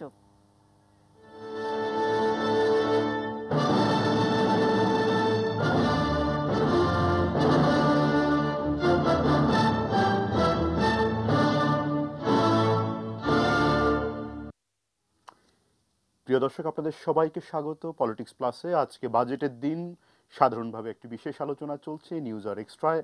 আমরা আলোচনায় আছি এবং পলিটিক্স প্লাস পর্বে আমরা আসলাম। এবং দর্শক আপনারা জানেন, আমরা যেমন করে এটিএন নিউজ আমরা যেভাবে বোঝার চেষ্টা করি সেটি হলো বাজেট, এবং সাধারণভাবে বিশেষজ্ঞরাও বলে থাকেন যে বাজেট অতি অবশ্যই একটি রাজনীতি এবং বাজেট অতি অবশ্যই একটি রাজনৈতিক দর্শন হাজির করে থাকেন। এবং আজকে অর্থমন্ত্রীও বলেছেন যে রাজনীতি হচ্ছে সমঝোতার সবচেয়ে বড় মাধ্যম। আমরা বাজেটের নানা দিক আলোচনা করেছি, আমাদের আমন্ত্রিত অতিথিরা কথা বলেছেন, আমরা একটু এবং অতিথিদের অনেক আলোচনা নিয়ে আমার ধারণা মাননীয় অর্থ প্রতিমন্ত্রীর বক্তব্যও আছে। আমি শুধু অর্থ প্রতিমন্ত্রীর কাছে একটি প্রশ্ন রেখে তিনি অন্য আলোচকদের মতামত নিয়ে যদি মন্তব্য করবেন নিশ্চয়ই করবেন। আমি শুধু একটি সরাসরি প্রশ্ন করতে চাই যে আপনারা বড় স্বপ্ন দেখার কথা বলছেন এবং স্বপ্ন দেখার সময়, কাজ করার সময় এখনই বলছেন। আমার সহজ প্রশ্নটি হচ্ছে যে ইতিমধ্যে আলোচনায় মুন্নি সাহা আপনিও প্রসঙ্গটি তুলেছেন যে যেটি অর্থমন্ত্রী বলেছেন যে বিগ বাজেট বেস্ট বাজেট। আমি শুধু বলতে চাই 266 কোটি টাকার বাজেট কি বাবল বাজেটও কিনা, অর্থাৎ আমাদের আসলে এত বড় বাজেট করার সামর্থ্য আছে কিনা। আমি বিকজ অফ যেটা বড় যে ঘাটতির টাকাটি 1,12,000 কোটি টাকা, সেটা কোথা থেকে আসবে, একটি সাধারণ প্রশ্ন, আপনি যদি উত্তর করেন মাননীয় অর্থ প্রতিমন্ত্রী।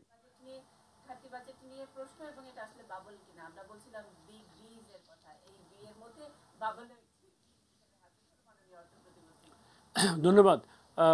ঘাটতি বাজেটের প্রশ্ন এখানে, এটা দুজন শিক্ষক আছেন এখানে অর্থনীতির, তিতুমির সাহেব আছেন এবং প্রফেসর আকাশ আছেন, তারা ভালো বলতে পারেন। আমি শুধু পাবেন আমাদের মনসুর সাহেব, যেসব রাষ্ট্র উন্নয়নশীল রাষ্ট্র, সেখানে ডেভেলপমেন্ট ইকোনমিক্সের এটা একটা কৌশল যে ঘাটতি বাজেট যদি জেনে শুনে ঝুঁকি হিসাব করে আমরা লাইক স্টোকিং, যেমন আগুনের মধ্যে কিছু তেল দিয়ে আগুনটাকে বাড়ানো হয়, ঠিক তেমনি কিছু বাড়তি মুদ্রা এনে যদি আমরা এটাকে একটু এক্সাইট করতে পারি, সেই ধরনের কৌশল কিন্তু তাত্ত্বিক অর্থনীতিতে আছে, ওনারা ভালো জানেন। আমরা মোট কথা এখানে হলো যে করছে কাজটা, যে সাপুড়ে সাপ নিয়ে খেলছে, সে ট্রেন্ড সাপুড়ে কিনা। উই আর ট্রেন্ড সাপুড়ে। আমরা গত 8 বছর এই ধরনের বাজেট করে এসেছি। গত 8 বছর আমরা তাত্ত্বিকভাবে 5% ক্রস করি নাই, অলওয়েজ আমরা 5-এর নিচেই ছিলাম ঘাটতি। এইবার আমরা নোয়িংলি সচেতনভাবে 5.8 আমরা প্রজেকশন করেছি।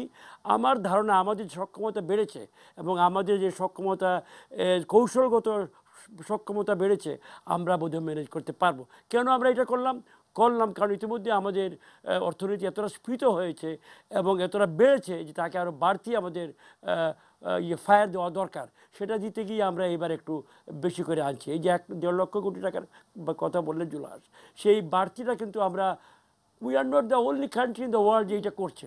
আরও অনেক উন্নয়নশীল দেশ আমাদের চেয়ে বেশি 8, 9, 10 ঘাটতি বাজেটে গিয়েও কিন্তু অনেকে করছে। সুতরাং আমরা ভয় পাচ্ছি না। হ্যাঁ, আপনার ভয় পাওয়ার অধিকার আছে, আপনার হিসাবে যদি মনে করেন এখানে ঝুঁকি বেশি, আমি আপনাকে সম্মান করি। কিন্তু আমরা যারা পরিচালনায় আছি, ইন দ্য ড্রাইভিং সিট, আমার অর্থমন্ত্রী মহোদয় আছেন, সরকার, আমরা মনে করি যে আমরা ম্যানেজ করতে পারবো। আমরা গত 8 বছর ম্যানেজ করেছি, ভালো ফল পেয়েছি। আমরা ফলগুলো কি, বৃক্ষ তোমার পরিচয় কি, আমরা তো বাংলা বলি না, ফলের পরিচয়তে আমরা বিদ্যুৎ, অবকাঠামো, শিক্ষা, কৃষি, প্রতিটা ক্ষেত্রে আমরা যুগান্তকারী পদক্ষেপ, যুগান্তকারী পরিবর্তন নিয়ে এসেছি এবং সেটা প্রবৃদ্ধি অর্জনে, মাথাপিছু আয়ে, যুগাযুগে সর্বক্ষেত্রে এটা পরিলক্ষিত। সুতরাং ঠিক এক্স্যাক্টলি অঙ্কের হিসাবে এটা ঠিক কতটুকু এদিক সেদিক হয়ে যাবে সেই বিচার আমি যাব না, সেটা প্রফেসর আকাশ মাননীয় অর্থ প্রতিমন্ত্রী, অঙ্কের হিসাবটির পাশাপাশি আমরা রাজনীতির হিসাবটিও করতে চাইবো। আমরা যেতে চাই এটা ছোট্ট বিরতিতে। থাকুন দর্শক পলিটিক্স প্লাসে।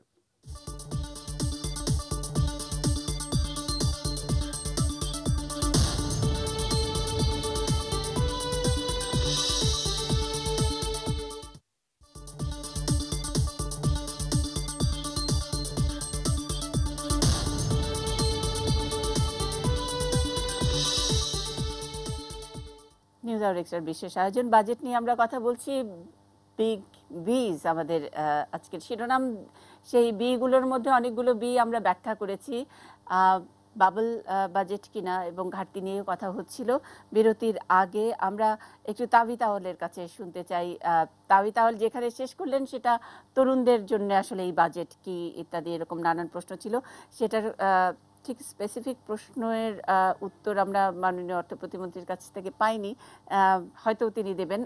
আরও অন্যান্য পয়েন্ট আছে নিশ্চয়ই তাওহি তাওয়ালের। জি, ধন্যবাদ। একটু আগে কথা হয়েছিল ঘাটতি নিয়ে, যে আপনারা লক্ষ্য করেন যে বিগত দিনগুলোতে আমরা হয়তো 5% ডেফিসিট ছিলাম না আমাদের বাজেটে, তবে 5-এর কাছাকাছি ছিলাম। আর এবার আমাদেরকে বলা হচ্ছে যে ক্যালকুলেটিভ ওয়েতে 5-এর বেশি ঘাটতি বাজেট করা হয়েছে। ঘাটতি কোনো খারাপ জিনিস না, আবারও আমরা একটু বিশ্লেষণ করতে যাই। ঘাটতি বাজেট করাও যায়, করা উচিত মাঝে মধ্যে। তবে ওই প্রশ্নতে আমি আছি যে যদি এই ঘাটতি বাজেট বাস্তবায়ন ভালো মতো না হয়, বা যদি রেভিনিউ কালেকশন ঠিক মতো না হয়, আর বেশিরভাগ ওই রেভিনিউটা ঘাটতি থেকেই আছে, তাহলে এটার লং টার্ম যে পে ব্যাক দায়বদ্ধতা, এটা কার ঘাড়ে আসবে? আবার আমরা তরুণ বা যুব সমাজের উপরে আসবে। কারণ আমরা কথা বলছি কিন্তু একটা বছরের বাজেট নিয়ে, তবে আমরা কিন্তু বলছি না যে যেটা লুকানো যে তথ্যগুলি আছে, যেগুলো লং টার্ম এফেক্টগুলো কী। যতই আপনি ঋণ নিচ্ছেন বা ঘাটতিকে অন্যভাবে পূরণ করছেন, সেই লম্বা মেয়াদী ঋণগুলো কিন্তু ভবিষ্যৎ প্রজন্মের উপরে আসবে। তো আমরা আশঙ্কায় আছি আবারও যারা যুবক এবং তরুণ সমাজের লোকজন, যে বর্তমানেও কিছু পাচ্ছি না ওই বাজেটের মাধ্যমে, এবং লম্বা মেয়াদী যে একটা চাপ আসতে পারে আমাদের উপর বা একটা দায়িত্ব চলে আসতে পারে আজকের বাজেটটাকে পূরণ করার জন্য, সেই আশঙ্কাও তো আমরা কিন্তু ভুগছি বা ভুক্তভোগী হতে পারি। আর এটার পাশাপাশি আপনি দেখেন যে ঘাটতি বাজেট নিয়ে বা ঘাটতি যে টাকাগুলো নিয়ে আমরা কই খরচ করছি, এটাও কিন্তু আমাদের একটু বিবেচনা করতে হবে। ব্যাংকিং খাতে দিয়ে দিচ্ছি লুটপাটের জন্য, সেগুলো কিন্তু আমরা মানতে পারি না, আমাদের সুশীল সম্বন্ধে মানতে পারে না, আমরা তরুণ যুবকরাও কিন্তু কোনোভাবে এটা মানতে পারি না। এই টাকাটা নিয়ে কি আমরা প্রোডাক্টিভ খাতে খরচ করছি, সেই কনফিডেন্স আমরা এখানে পাচ্ছি না। হয়তো হবে, আমি এখনও ডাউট করতে চাচ্ছি না, তবে সেই কনফিডেন্সটা বিগত দিনের অভিজ্ঞতা আমাদেরকে এখনও কিন্তু ওই কনফিডেন্সটা দিচ্ছে না যে আগামী দিনগুলোতে এই বাজেটটা ভালোভাবে এবং পরিকল্পিতভাবে বাস্তবায়ন হবে। আপনি একটু আগে আমরা কথা বলেছিলাম যে আমাদের অবকাঠামোগুলো হয়েছে, অবশ্যই রেলওয়ে, ব্রিজ, রোড, এগুলা প্রকাশভাবে বলতে পারি এগুলো হয়েছে। তবে হওয়ার ভিত্তিতে কি দেখছি আমরা, যে আমরা যদি এশিয়া মহাদেশের তুলনা করি, বাংলাদেশে হাইওয়ে এবং ব্রিজের কস্ট অফ প্রোডাকশন কিন্তু সবচেয়ে হাইয়েস্ট, পার কিলোমিটার আমরা কিন্তু আরও বেশি ব্যয় করছি। তো এইসব ওভাবে যদি ঘাটতি বাজেট নিয়ে আমরা বেশি ব্যয় করি বিনা কারণে বা পরিকল্পনার অভাবে, সেটাকে আমাদেরকে কিন্তু কোনো ভালো কনফিডেন্স, পজিটিভ কোনো ভবিষ্যৎ আমাকে দেখাচ্ছে না। তো এই বিবেচনাগুলোকে আমাদের রাখতে হবে, এগুলার এই প্রশ্নগুলোরও কিন্তু জবাব আমাদেরকে পেতে হবে। এবং আমি আবারও বলছি যে তরুণরা এবং যুবকরা কিন্তু কোনো কিছুই এই আগামী বছরে ভালো দেখছে না। মানে ইটস অল অ্যাবাউট ম্যানেজমেন্ট, মানে গুড ম্যানেজমেন্টটাই আসলে ঘুরে ফিরে এই বাজেটের, যখনই আমরা যে বছরই বাজেট উপস্থাপন করা হয় সেখানে এটার বাস্তবায়ন, এটার রূপরেখা কি, এটা কেন ঘাটতি থাকছে ইত্যাদি সব কথার শেষ কথা ম্যানেজমেন্ট। তো এই সুশাসনটা নিয়ে গত 7 বছর আমরা কিছু করিনি কেন, মাননীয় অর্থ প্রতিমন্ত্রী? আবারও আপনার কাছে এই প্রশ্ন। সুশাসনের জন্য করিনি এই কথাটা আমি আপনার সঙ্গে একমত নই। সুশাসনের তো একটা অভিষ্ট লক্ষ্য, এইটা কোনো এমন না যে প্যাকেজ একটা গুডস আপনি বাজারে গিয়ে কিনে নিয়ে আসবেন। এইটা অর্জন করার জন্য আপনাকে অনেকগুলো কাজ করে যেতে হবে, অনেক রাস্তা আপনাকে পার হতে হবে। সেই রাস্তা আমরা আছি, আমাদের আগে যারা ছিলেন তারাও আমরা ছিলাম, আমরা স্বীকার করি। কিন্তু আমরা এটা মনে করি যে গত কয়েক বছরের একটানা প্রবৃদ্ধি এবং একটা যে স্থিতিশীলতা আমাদের অর্থনীতিতে এসছে, আমরা মনে করি যে আমরা সুশাসনের লক্ষ্যের কাছাকাছি আমরা আছি এই মুহূর্তে। যদিও আমরা চূড়ান্ত সুশাসন এটা মানে একটা একাডেমিক বিষয়, সেখানে আমরা কি মাপে আমরা বলবো পৌঁছে গেছি, আপনি বলবেন পৌঁছেন না, সেটা আমরা তর্কের মধ্যে যাব না। সুশাসন করার জন্য সবার আগে প্রয়োজন সেই রাজনীতি, যারা রাজনীতিতে আছেন, জ্বালাও রাজনীতি বন্ধ করব, ঘেরাও রাজনীতি বন্ধ করব, কর্ম থেকে দূরে চলে যাওয়ার রাজনীতি বন্ধ করব, শৃঙ্খলা মেনে চলবো, সময় মেনে চলবো, আইন কানুন মানবো। আমরা মানুষকে হঠকারীভাবে গিয়ে মানুষকে জিম্মি করব না, আমরা স্কুল কলেজ ঘর বাড়িতে আমরা আগুন দিব না, আমরা নির্বাচন কেন্দ্রে আগুন দিব না। এইগুলো হলো সুশাসন। স্যার এগুলো কি কারো উদ্দেশ্যে বলছেন নাকি আমাদের সকলের জন্য? জি জি, যারা রাজনীতিতে আছি অনেক সময় আমাদের সকলের জন্য। আপনি দু একটি প্রবাদ ব্যবহার করলেন আজকে অনেক আলোচনার মধ্যে, চ্যারিটি বিগিনস অ্যাট হোম। আমরা করব, এটা করতে হবে, না হলে তো দল যখন ক্ষমতায়, সুশাসন নিশ্চিত করতে হলে দলের মধ্যে যেসব শৃঙ্খলার দরকার, যেগুলো নিয়ে প্রশ্ন হচ্ছে সেগুলোকে মেনটেন করা দরকার, সেটা তো করে কয়েকটা উদাহরণ আমাদেরকে দেখাবেন। আমি সেই প্রশ্নটাই করেছি যে আমরা কেন 7-8 বছর আমরা ট্রাই করলাম না। আমরা কখনো নির্বাচনী প্রক্রিয়া বাধা হয়ে দাঁড়াইনি, আমরা কখনো নির্বাচনী কেন্দ্রে আগুন দিই নাই, আমরা কখনো দিনের পর দিন 24 ঘন্টা 48 ঘন্টা 36 ঘন্টা হরতাল করিনি, আমরা কখনো কারো বাড়ির দরজায় গিয়ে দেখা করার জন্য, সাক্ষাৎ করার জন্য গিয়ে ফিরে আসতে হয়েছে এই অবস্থা অন্য কাউকে হতে দিই নাই। আমরা ডায়ালগে বিশ্বাস করি, আমরা আলোচনা বিশ্বাস করি। মাননীয় অর্থ প্রতিমন্ত্রী, আপনি রাজনৈতিক সংস্কৃতিতেও পরিবর্তন দেখতে চান, এটা খুবই ভালো প্রত্যাশা। কিন্তু আমরা যদি একটু আলোচনাটা বাজেটের রাজনীতির জায়গায় আরেকবার নিয়ে আসতে চাই, বিশেষ করে অনেকক্ষণ ধরে আমরা বিএনপি নেতা তাবিথ আউয়ালের আলোচনাও শুনছিলাম। তিনি অপেক্ষাকৃত তরুণ রাজনীতিক এবং ফলে তিনি তরুণদের রাজনীতি, তাদের যে সুযোগ সুবিধা বাজেটে তাদের জন্য বরাদ্দের কথা বলছিলেন। কিন্তু একটা জিনিস আমি খেয়াল করে দেখলাম যে তাবিথ আউয়াল কিংবা বিএনপি সাধারণভাবে বাজেটকে লুটপাটের বলছেন বটে, কিন্তু বাজেটে দুটি বড় ক্যাটাগরি যেটা নিয়ে আমরা এতক্ষণ ধরেও আলোচনা করছি, বিশেষ করে যেটিকে আমরা বলছি হলো যে এই খেলাপি ঋণ এবং আরেকটি হচ্ছে লুণ্ঠন, এই দুই প্রক্রিয়ায় যদি আমরা আওয়ামী লীগের এই প্রায় 8.5 বছরের শাসনামল বাদও দেই, বিএনপির শাসনামলগুলো যদি বিবেচনায় নেই, তাহলে এই দুই বিষয়ে আমরা দেখতে পাই যে বিএনপি খুব পরিষ্কার করে ক্যাটাগরিক্যালি আনসার করেন না, কিংবা ক্যাটাগরিক্যালি তাদের শ্যাডো বাজেট ডিসকাশনেও আমরা কিন্তু এই দুইটা ক্যাটাগরি নিয়ে দেখতে পাই না। আমি তাবিত আউয়ালের কাছে যাব, তার বক্তব্য চাইব, কিন্তু তার আগে একটু যদি আমরা আসি অধ্যাপক রাশেদ আল মাহমুদ তিতুমির, আমরা অনেক সময় বলে থাকি যে আমরা ওয়েলফেয়ার স্টেটের দিকে যেতে চাই। জনাব তিতুমির একটু কি বলবেন যে ওয়েলফেয়ার স্টেটের দিকে যেতে চাইলে বাজেটের রাজনীতি বা বাজেট যেমন হওয়া দরকার, আমরা কি আসলে সেই ধরনের বাজেট করছি? মানে গত বেশ কয়েকটা বাজেট নিয়ে যদি ছোট্ট করে মন্তব্য করেন, বড় ডিসকাশন, কিন্তু লক্ষণটা ওয়েলফেয়ার স্টেটের দিকে যাওয়ার মতো করে এই সরকারও কি বাজেট করতে পারছে? আপনার হচ্ছে যে কতকগুলো দুটো বিষয় নিয়ে আমি খুব দ্রুত আলোচনা করব। একটি হচ্ছে যে আপনার যে প্রশ্ন, অর্থাৎ হচ্ছে যে কল্যাণমুখী রাষ্ট্রের দিকে যাত্রা, আর একটা হচ্ছে যে সুশাসন কি ব্যবস্থাপনাগত বিষয় না সুশাসন হচ্ছে রাজনৈতিক বিষয়। এই বিতর্ককে যদি আপনি ব্যবস্থাপনাগত বিষয় হিসাবে ধরেন বা একটা কারিগরি বিষয় হিসাবে ধরেন, তাহলে এটা একটা বড় রকমের ভুল করা হবে। তো প্রথমেই আপনাকে যদি আমরা খেয়াল করি, একটা শিশু জন্মগ্রহণ করার থেকে মৃত্যু পর্যন্ত যে তার জীবন যাত্রা, সেই যাত্রার পথগুলোতে আসলে রাষ্ট্র কিছু করছে কিনা, প্রশ্নটা তো সেখানে। আমরা দেখছি সেখানে করছে না। সেই জন্যই খুব নিকট ভবিষ্যতেই প্রশ্ন আসবে, আমরা কেন কর দেব? কর দেব তখনই যদি পরিষেবা পাই। তাহলে হচ্ছে যে আপনি জন্মগ্রহণ করলেন, দেখেন অনেক শিশু মারা যাচ্ছে, তাহলে মাতৃমৃত্যুর কি হবে? তার মানে চাইল্ড বেনিফিট কি হবে? তারপরে একটা বাচ্চা স্কুলে যাবে, তাহলে স্কুলের ব্যবস্থাটা কি হবে? তারপরে হচ্ছে যে আপনি চাকরি যাবেন, তাহলে আপনার যদি চাকরি না থাকে তাহলে কি আনএমপ্লয়মেন্ট ইন্স্যুরেন্সের কী ব্যবস্থা হবে? আপনি 65 বছর বয়সে রিটায়ার করলেন, আপনার কোনো ধরনের সার্বজনীন পেনশন ব্যবস্থা নেই। তার মানে হচ্ছে আমরা যে কথার বারবার বলার চেষ্টা করছি, বাজেটের রাজনীতি অর্থাৎ হচ্ছে যে মুক্তিযুদ্ধের চেতনা, সেখান থেকে আওয়ামী লীগ যোজন যোজন দূরে অবস্থান করছে। আপনি প্রথম বাজেট যদি খেয়াল করেন তাহলে দেখবেন হচ্ছে যে 100 কোটি টাকার ছিল হচ্ছে আপনার আর হচ্ছে অনুন্নয়ন ব্যয়, আর 500 কোটি টাকার ছিল হচ্ছে উন্নয়ন ব্যয়। এখন হচ্ছে যে সরকারি কর্মকর্তা পোষা হচ্ছে। কিছুক্ষণ আগে প্রশ্ন করা হয়েছিল যে সুশাসনের জন্য বাজেট লাগে কিনা। সুশাসন না থাকার জন্য বাজেট লাগে।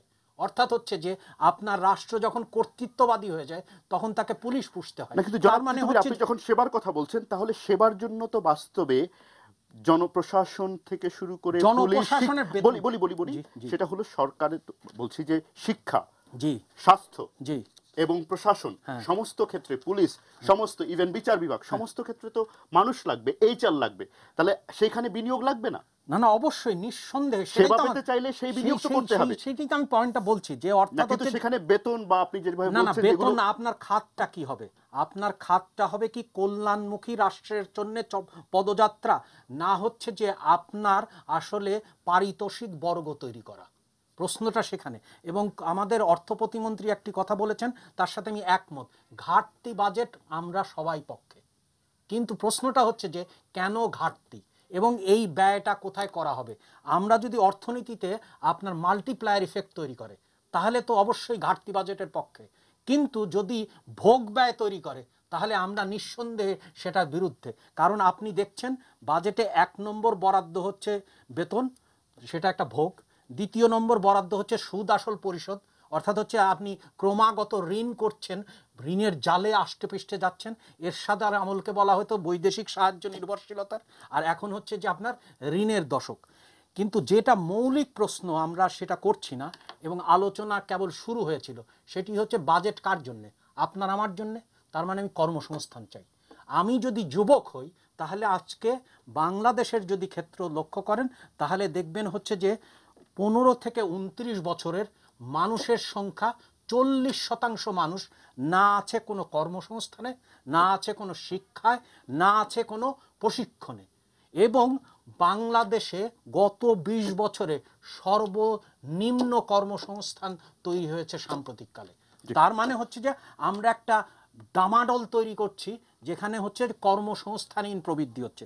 আর শেষ প্রশ্ন, যেটা আপনার খুবই যৌক্তিক বিষয়, সেটি হচ্ছে যে রাজনীতির সাথে অর্থনীতির সম্পর্ক অঙ্গাঙ্গিভাবে, কিন্তু সম্পর্কটা তখনই বিমুখ হয়ে যায় যদি প্রতিষ্ঠানগুলো একের পর এক ভেঙে যায়। আমরা যে অবস্থায় আছি সেটা হচ্ছে একটা বড় রকমের কাঠামোগত অসুখের মধ্যে পড়েছি, যার ফলে একদিকে দেখছেন লুটপাট, অন্যদিকে দেখছেন পুঁজি পাচার এবং আপনার উৎপাদনশীল খাতের বৃদ্ধি হচ্ছে না। তার মানে হচ্ছে যে আমরা আসলে রাজনীতিটা আমাদের যেদিকে যাওয়ার কথা সেদিকে না, যে আমরা আসলে এক ধরনের দুর্বৃত্তায়নের রাজনীতির মধ্যে আছি। জনাব তিতুমীর, আমরা নিশ্চয়ই, আপনি আরো বলবেন, আমরা বিরতিতে যাওয়ার সময় হয়েছে, কিন্তু তার আগে মুন্নিশা আমি আরেকবার জনাব তাবিত আউয়ালের সাথে কাছে যেতে চাই।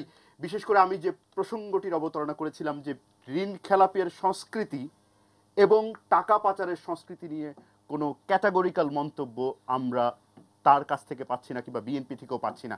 এটা দীর্ঘদিনের এই রাজনৈতিক সংস্কৃতি দ্বারা তারাও আক্রান্ত বলে কি এই বিষয়ে তারা কোনো মন্তব্য করছেন না? টাকা পাচার এবং খেলাপি ঋণ। জনাব তাবিত আউয়াল। ধন্যবাদ। আমি আগেও বলেছিলাম আমরা প্রথম বক্তব্যে যে কথা আপনি লুণ্ঠনের বিষয়ে বলেছেন, কিন্তু আমি ক্যাটাগরিক্যালি দুটি বিষয়ে বলছি। আমি ক্যাটাগরি আসছি, যে কারণে ক্যাটাগরি আমি বলি নাই কিছু, কারণ আমি বলেছিলাম আগেই যে আমার আগে যেই বক্তাগুলি ছিলেন অর্থনীতিবিদ এবং শ্রদ্ধেয় জনগণ, তারা যে কথাগুলো বলেছিল আমি চাই না সেগুলোকে আমি রিপিট করতে। এটা জনগণের সময়ের ব্যাপার আছে। আমি বলছি যে এই রাজনৈতিক সংস্কৃতি দ্বারা তো আপনারাও আক্রান্ত, ফলে এখান থেকে বের হওয়ার ব্যাপারে আপনাদের কোনো বক্তব্য আছে কিনা? বক্তব্য অবশ্যই আছে। আগে আমরা প্রত্যেকবারই প্রতিবারও করেছি এসব ব্যাপারে, আর এইসব ব্যাপারে নিয়ে আমরা লক্ষ্যমাত্রাভাবে সরকারকে এবং সরকারি এজেন্সিগুলোকেও আমরা অনেক তথ্য ধরিয়ে দিয়েছিলাম।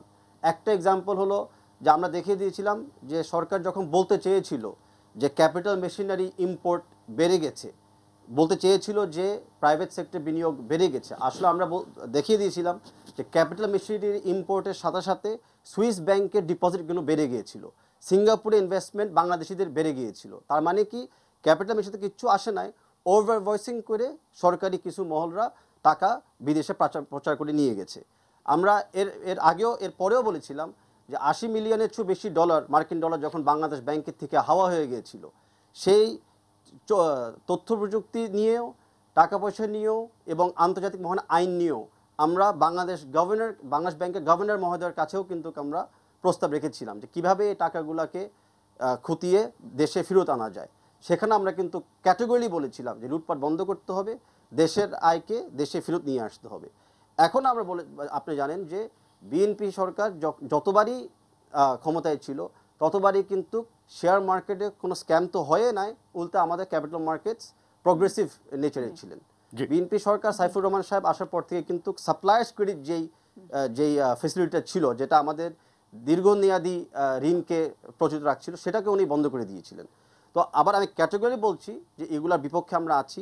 বর্তমান যে 4 জন ফ্যামিলি মেম্বারকে রাখা হয়েছে বোর্ডে, এটার বিপক্ষেও আমরা আছি, আমি অবশ্যই আছি। বর্তমান যেই ঋণ খেলাফিগুলো খালি সরকারি ব্যাংকে না, বেসরকারি ব্যাংকেও যেখানে আছে, আমরাও চাই তাদেরকে খালি তালিকাভুক্ত করে পার্টি থেকে বহিষ্কার করার জন্য না, আমরা তাদেরকে আইনের আওতায় এনে যথাযথ শাস্তি দিয়ে জনগণের ডিপোজিট টাকাটা আবার জনগণকে ফেরত দেওয়ার জন্য।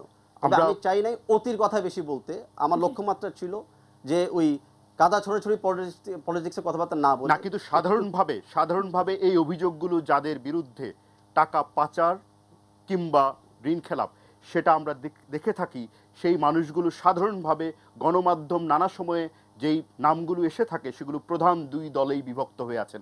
ফলে আপনারা সেই দায়িত্ব এড়াতে পারেন কিনা এই আলোচনা হয়তো আর একটু বিস্তারিত করার সুযোগ আছে। আমরা যেতে চাই মুন্নিশা একটা ছোট্ট বিরতিতে, বিরতির পর ফিরে আসবো। থাকুন দর্শক পলিটিক্স প্লাসে।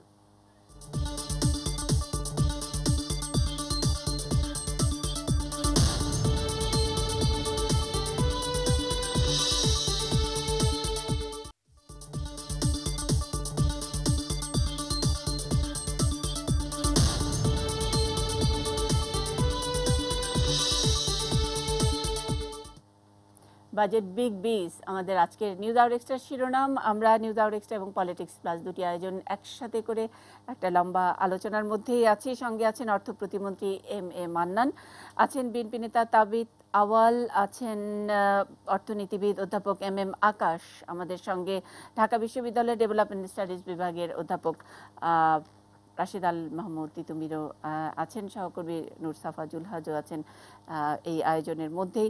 আমরা যেই জায়গায় আছি ঘুরে ফিরে একই সুশাসনের বিষয়টি আসছে। আসলে বাজেট আলোচনাটি যখনই হয় তখনই সুশাসনের বিষয়টি আছে, কিন্তু এই মন্দ নাই, আমরা জনগণের টাকা দিয়ে ব্যাংককে বাঁচিয়ে রাখা ইত্যাদি নানান সমালোচনার মধ্যেও কিছু কিছু জায়গায় এবারের বাজেট অন্তত আমাদেরকে একটুখানি গর্বিত করেছে। আমি এম আকাশের কাছে জানতে চাই যে সামাজিক নিরাপত্তার জায়গায় এবার মোটামুটি আগের মতোই রাখা হয়েছে, একটু টাকার পরিমাণ বাড়ানো হয়েছে ইত্যাদি অনেকগুলো বিষয়। কিন্তু আমরা ঠিক এবার যে হঠাৎ করে আগাম বন্যা হলো হাওর এলাকায়, সেখানকার জন্য বিশেষায়িত কোনো ব্যবস্থা থাকবে বলে অনেকেই প্রত্যাশা করেছিলেন, সেই জায়গাটি ঠিক আসলে বাজেট বক্তৃতার মধ্যে দেখছি না। আরও অনেকগুলো বিষয় রয়েছে, আমার মনে হয় অধ্যাপক এম আকাশ যুক্ত করবেন। দেখুন আমি এবারের বাজেটকে মনে করছি গতানুগতিক। কেন গতানুগতিক বলছি, আমি কয়েকটা উদাহরণ দিই। যেমন ধরেন আমরা অগতানুগতিক বলতাম কেন সেটা আগে বলিনি। বলতাম যদি আমরা দেখতাম শিক্ষা, স্বাস্থ্য এবং সামাজিক নিরাপত্তা, যেই তিনটা জিনিস মানুষকে ডাইরেক্টলি উপকার করবে, এই তিনটা খাতে সরকার তার বাজেটের অন্যান্য খাতের তুলনায় আপেক্ষিকভাবে আগের বছরের চেয়ে বেশি অগ্রাধিকার দিয়েছে। যদি এটা দেখতাম তাহলে আমরা বলতাম যে হ্যাঁ, তাহলে যাই থাকুক, বাস্তবায়নের অভাব থাকুক বা নাই থাকুক, টাকা যদি তুলতে পারে তাহলে এই খাতগুলোতেই সরকার সেই টাকাটা ব্যয় করার সিদ্ধান্ত অন্তত ঘোষণা করেছে। কিন্তু আমার কাছে যে হিসাব, তাতে আমি তিনটা খাতেরই আপেক্ষিক গুরুত্ব চলতি বাজেটে, মানে গত বছর 16-17 বাজেটে কি ছিল আর 17-18 প্রস্তাব কি ছিল এবং 17-18তে কি প্রস্তাব করা হয়েছে, তা আমি একটু সামান্য ক্যালকুলেট করার সময় পেয়েছি। ক্যালকুলেট করে দেখলাম যে এডুকেশন এক্সপেন্ডিচার 16-17তে ছিল টোটাল বাজেটের, মানে রাজস্ব উন্নয়ন সব মিলিয়ে আমি বলছি, 15.56%। এবার হয়েছে 16.30%, মানে পুরো 1%ও আপেক্ষিকভাবে বাড়েনি। বলতে পারি আমরা যে মোটামুটি একই রকম গুরুত্ব আছে। হেলথ বাজেট আগে ছিল 5.15%, এখন হয়েছে 5.17%, মোটামুটি একই আছে আমরা বলতে পারি। সোশ্যাল ওয়েলফেয়ারে আমরা দেখতে পাই আগের বছর ছিল 19,800 কোটি টাকা, এবার আছে 19,830 কোটি টাকা। এবার কিন্তু আপেক্ষিক গুরুত্ব কমে গেল। সুতরাং আমি জেনারেলি বলতে চাই যে বিগ বাজেট করেছি আমরা, কিন্তু বিগ বাজেট বিগ ওয়েতে ডিজায়ারেবল খাতগুলিতে গেল না। তাহলে মানে এমনকি প্রস্তাবও দেওয়া গেল না। তার মানে কি? তার মানে আমলাতন্ত্র যেভাবে বাজেটটা করেছে সেটা কি আগের বছরের বাজেটের অ্যালোকেশনগুলো দেখেছে, তার থেকে 1% বিয়োগ করে 1% যোগ করে হিসাবগুলো করে মিলিয়ে দিয়েছে। এইভাবেই বাজেট হয় আমরা জানি। তার সঙ্গে যুক্ত হয় আমাদের ল্যাক অফ কমিটমেন্ট, তার সঙ্গে যুক্ত হয় আমাদের ম্যানেজমেন্ট ফেলিয়ার, তার সঙ্গে আমাদের যুক্ত হয় পলিটিক্যাল টানাটানি। সুতরাং আমি তো খুব বড় এটা বেস্ট বাজেট তো বলবোই না, আমি বলবো আচ্ছা ঠিক আছে গতানুগতিক একটা বাজেট। তবে আপনি একটা কথা মেনে নিব আমরা সবাই, যে আওয়ামী লীগ এই কয় বছরে কতকগুলো ভালো কাজও করেছে, এবং আমরা যদি হাফ গ্লাস এমটি বলি তাহলে হাফ গ্লাস ফুলও আমাদের বলতে হবে। ভালো কাজের কি স্যার দু একটি উদাহরণ আপনি দেবেন কিনা, মানে এই বাজেটের প্রেক্ষাপটে আপনার বিচারে? কিছু আলোচনা করতে চাই না। আচ্ছা মুন্নিশা, একটা ছোট্ট প্রশ্ন যেটি আপনি তুলেছিলেন যে বিশেষ করে হাওরে এবার যে ঘটনা ঘটে গেল সেই ঘটনার পরে বিশেষায়িত কোনো বাজেট দেখেছেন কিনা, সেখানে আমি দেখতে পাচ্ছি অধ্যাপক রাশেদ আল তিতুমির তিনি একটা মন্তব্য করতে চান। জনাব রাশেদ আল তিতুমির। না, আসলে আপনার যে হাওরে যে আমাদের যে বিরাট ক্ষতি হয়েছে সেই জন্য আসলে কতকগুলো প্রণোদনা দেওয়া হয়েছে, কিন্তু মূল প্রশ্ন হচ্ছে যে আমাদের যে মূল্যস্ফীতি হচ্ছে সেটা নিয়ে কিন্তু কোনো বক্তব্য নাই, এবং বরং এক ধরনের পাশ কাটানোর ব্যাপার আছে। কারণ হচ্ছে যে আগে আমরা মূল্যস্ফীতিগুলো আপনার প্রতি মাসে পেতাম, এখন হচ্ছে যে 3 মাসে নিয়ে যাওয়া হচ্ছে। অর্থাৎ হচ্ছে যে আপনার যেহেতু খাদ্যদ্রব্যের দাম দিন দিন বেড়ে যাচ্ছে, এক ধরনের লুকোনোর এবং লুকো ছাপার চেষ্টা করা হচ্ছে। তার মানে হচ্ছে যে বর্তমান বাজেটের যে 3টা বড় দিক সেটার একদমই আমরা লক্ষ্য করছি যে অ্যাড্রেস করা হয়নি। প্রথম হচ্ছে যে জনজীবনে যে মূল্যস্ফীতি ঘটছে এবং অন্যদিকে মজুরি, প্রকৃত মজুরি কমে যাচ্ছে সরকারি হিসেব অনুযায়ী, তাহলে সেই পরিস্থিতিতে কি করা হবে। দ্বিতীয় বিষয় হচ্ছে যে আমাদের রপ্তানি প্রবৃদ্ধি কমেছে এবং আমাদের দিন দিন এক পণ্যের উপর নির্ভরতা বেড়েছে, অর্থাৎ হচ্ছে যে বিশ্ব পর্যায়ে কম্পিটিটিভ আরও পণ্য আমরা আনতে পারছি না, অর্থাৎ উৎপাদন সক্ষমতা বাড়ছে না। সেটার ব্যাপারে কি করা হবে সেটাও কিন্তু পরিষ্কার না। এবং তৃতীয় বিষয় যেটি হচ্ছে যে আপনার বড় বাজেট তখনই হতো যদি আমরা বুঝতাম যে আপনি একটা ইউনিভার্সাল পেনশন স্কিমের মধ্যে আছেন। আপনি তখনই বলতেন যে এটা একটা বড় বাজেট যদি হচ্ছে যে বাংলাদেশের কোনো মানুষ রাস্তায় না মারা যেয়ে হাসপাতালে মারা যেত, তখনই আমরা বলতাম যে এটা বড় বাজেট না। যখন হচ্ছে যে প্রতিটি স্কুল উপযোগী বাচ্চা আপনার স্কুলে যেতে পারতো, অর্থাৎ হচ্ছে যে কল্যাণ রাষ্ট্রের যে স্লোগানের মধ্যে আমরা আছি সেটা যেমন রাজনীতি যেমন কথামালায় পর্যবসিত হচ্ছে, তেমনি বাজেটও একটা কথামালায় পর্যবসিত। আমাদের এই বাজেট আলোচনা চলবে রাশেদ আল মাহমুদ তিতুমির।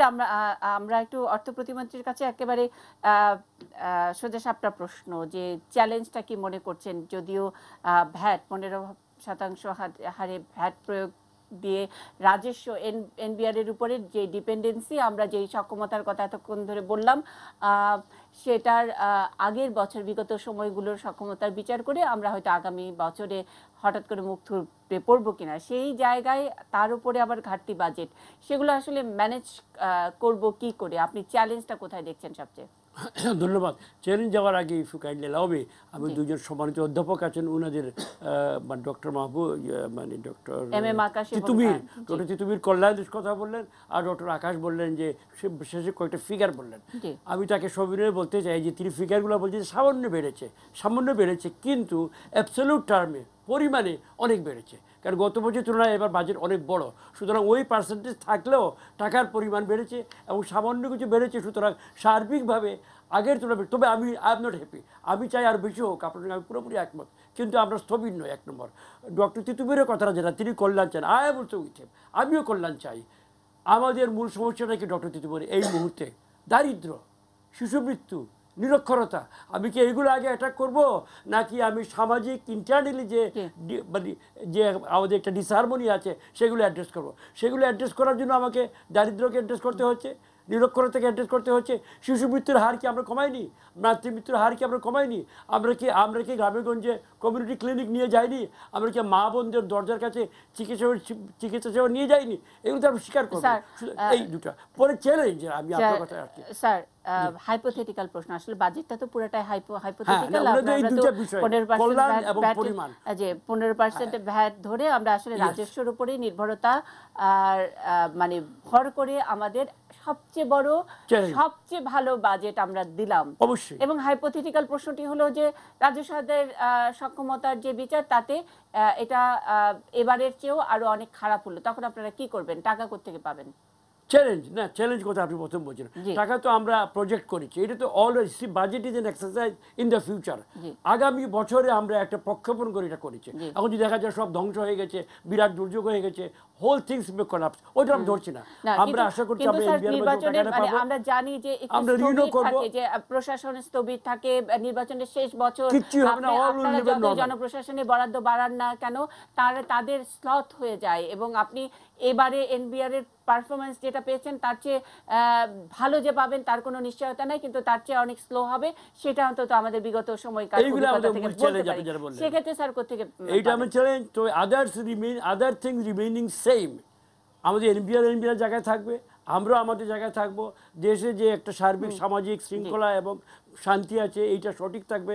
রাজনৈতিকভাবে ঢিলাঢিলি, কাদা ছোড়াছড়ি, আগুন, হত্যা, লাঞ্ছনা, গঞ্জনা এগুলা বন্ধ হবে, তাহলে আমরা আমাদের জায়গায় পৌঁছতে পারবো। ছিল যে আসলে অনেক দুর্বৃত্ত বাস্তবায়নের যে কথা আমরা শুনি এবং বাংলাদেশের চেনা জানা অনেক দুর্বৃত্ত আছে, রাজনৈতিক দুর্বৃত্তায়ন হচ্ছে, তারা তাদের ঘাটতি মেটানোর জন্য বা সোনালী ব্যাংক, রূপালী ব্যাংক ইত্যাদি পেয়ে যায়, সময় মতো তারা টাকা পেয়ে যান। কিন্তু আমাদের কল্যাণমুখী সরকার বা কল্যাণমুখী বাজেটের কথা যদি বলি, তখন তাদের ঘাটতি পূরণ করার জন্য ঠিক সময়ে টাকাটা কোত্থেকে পাবে বা কোত্থেকে পাওয়ার আকাঙ্ক্ষা আপনারা করেন, এক লাইনে যদি বলেন।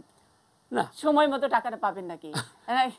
না, টাকা আমরা পাবো। আপনি যেটা মূল কথাটা একটা প্রশ্ন উঠেছে যে এত বড় বিউরোক্রেসি, আমরা এত এত বেতন ভাতা দিচ্ছি, এটা স্বীকার করতে হবে ঐতিহাসিকভাবে এটা ইনহেরিট করেছি।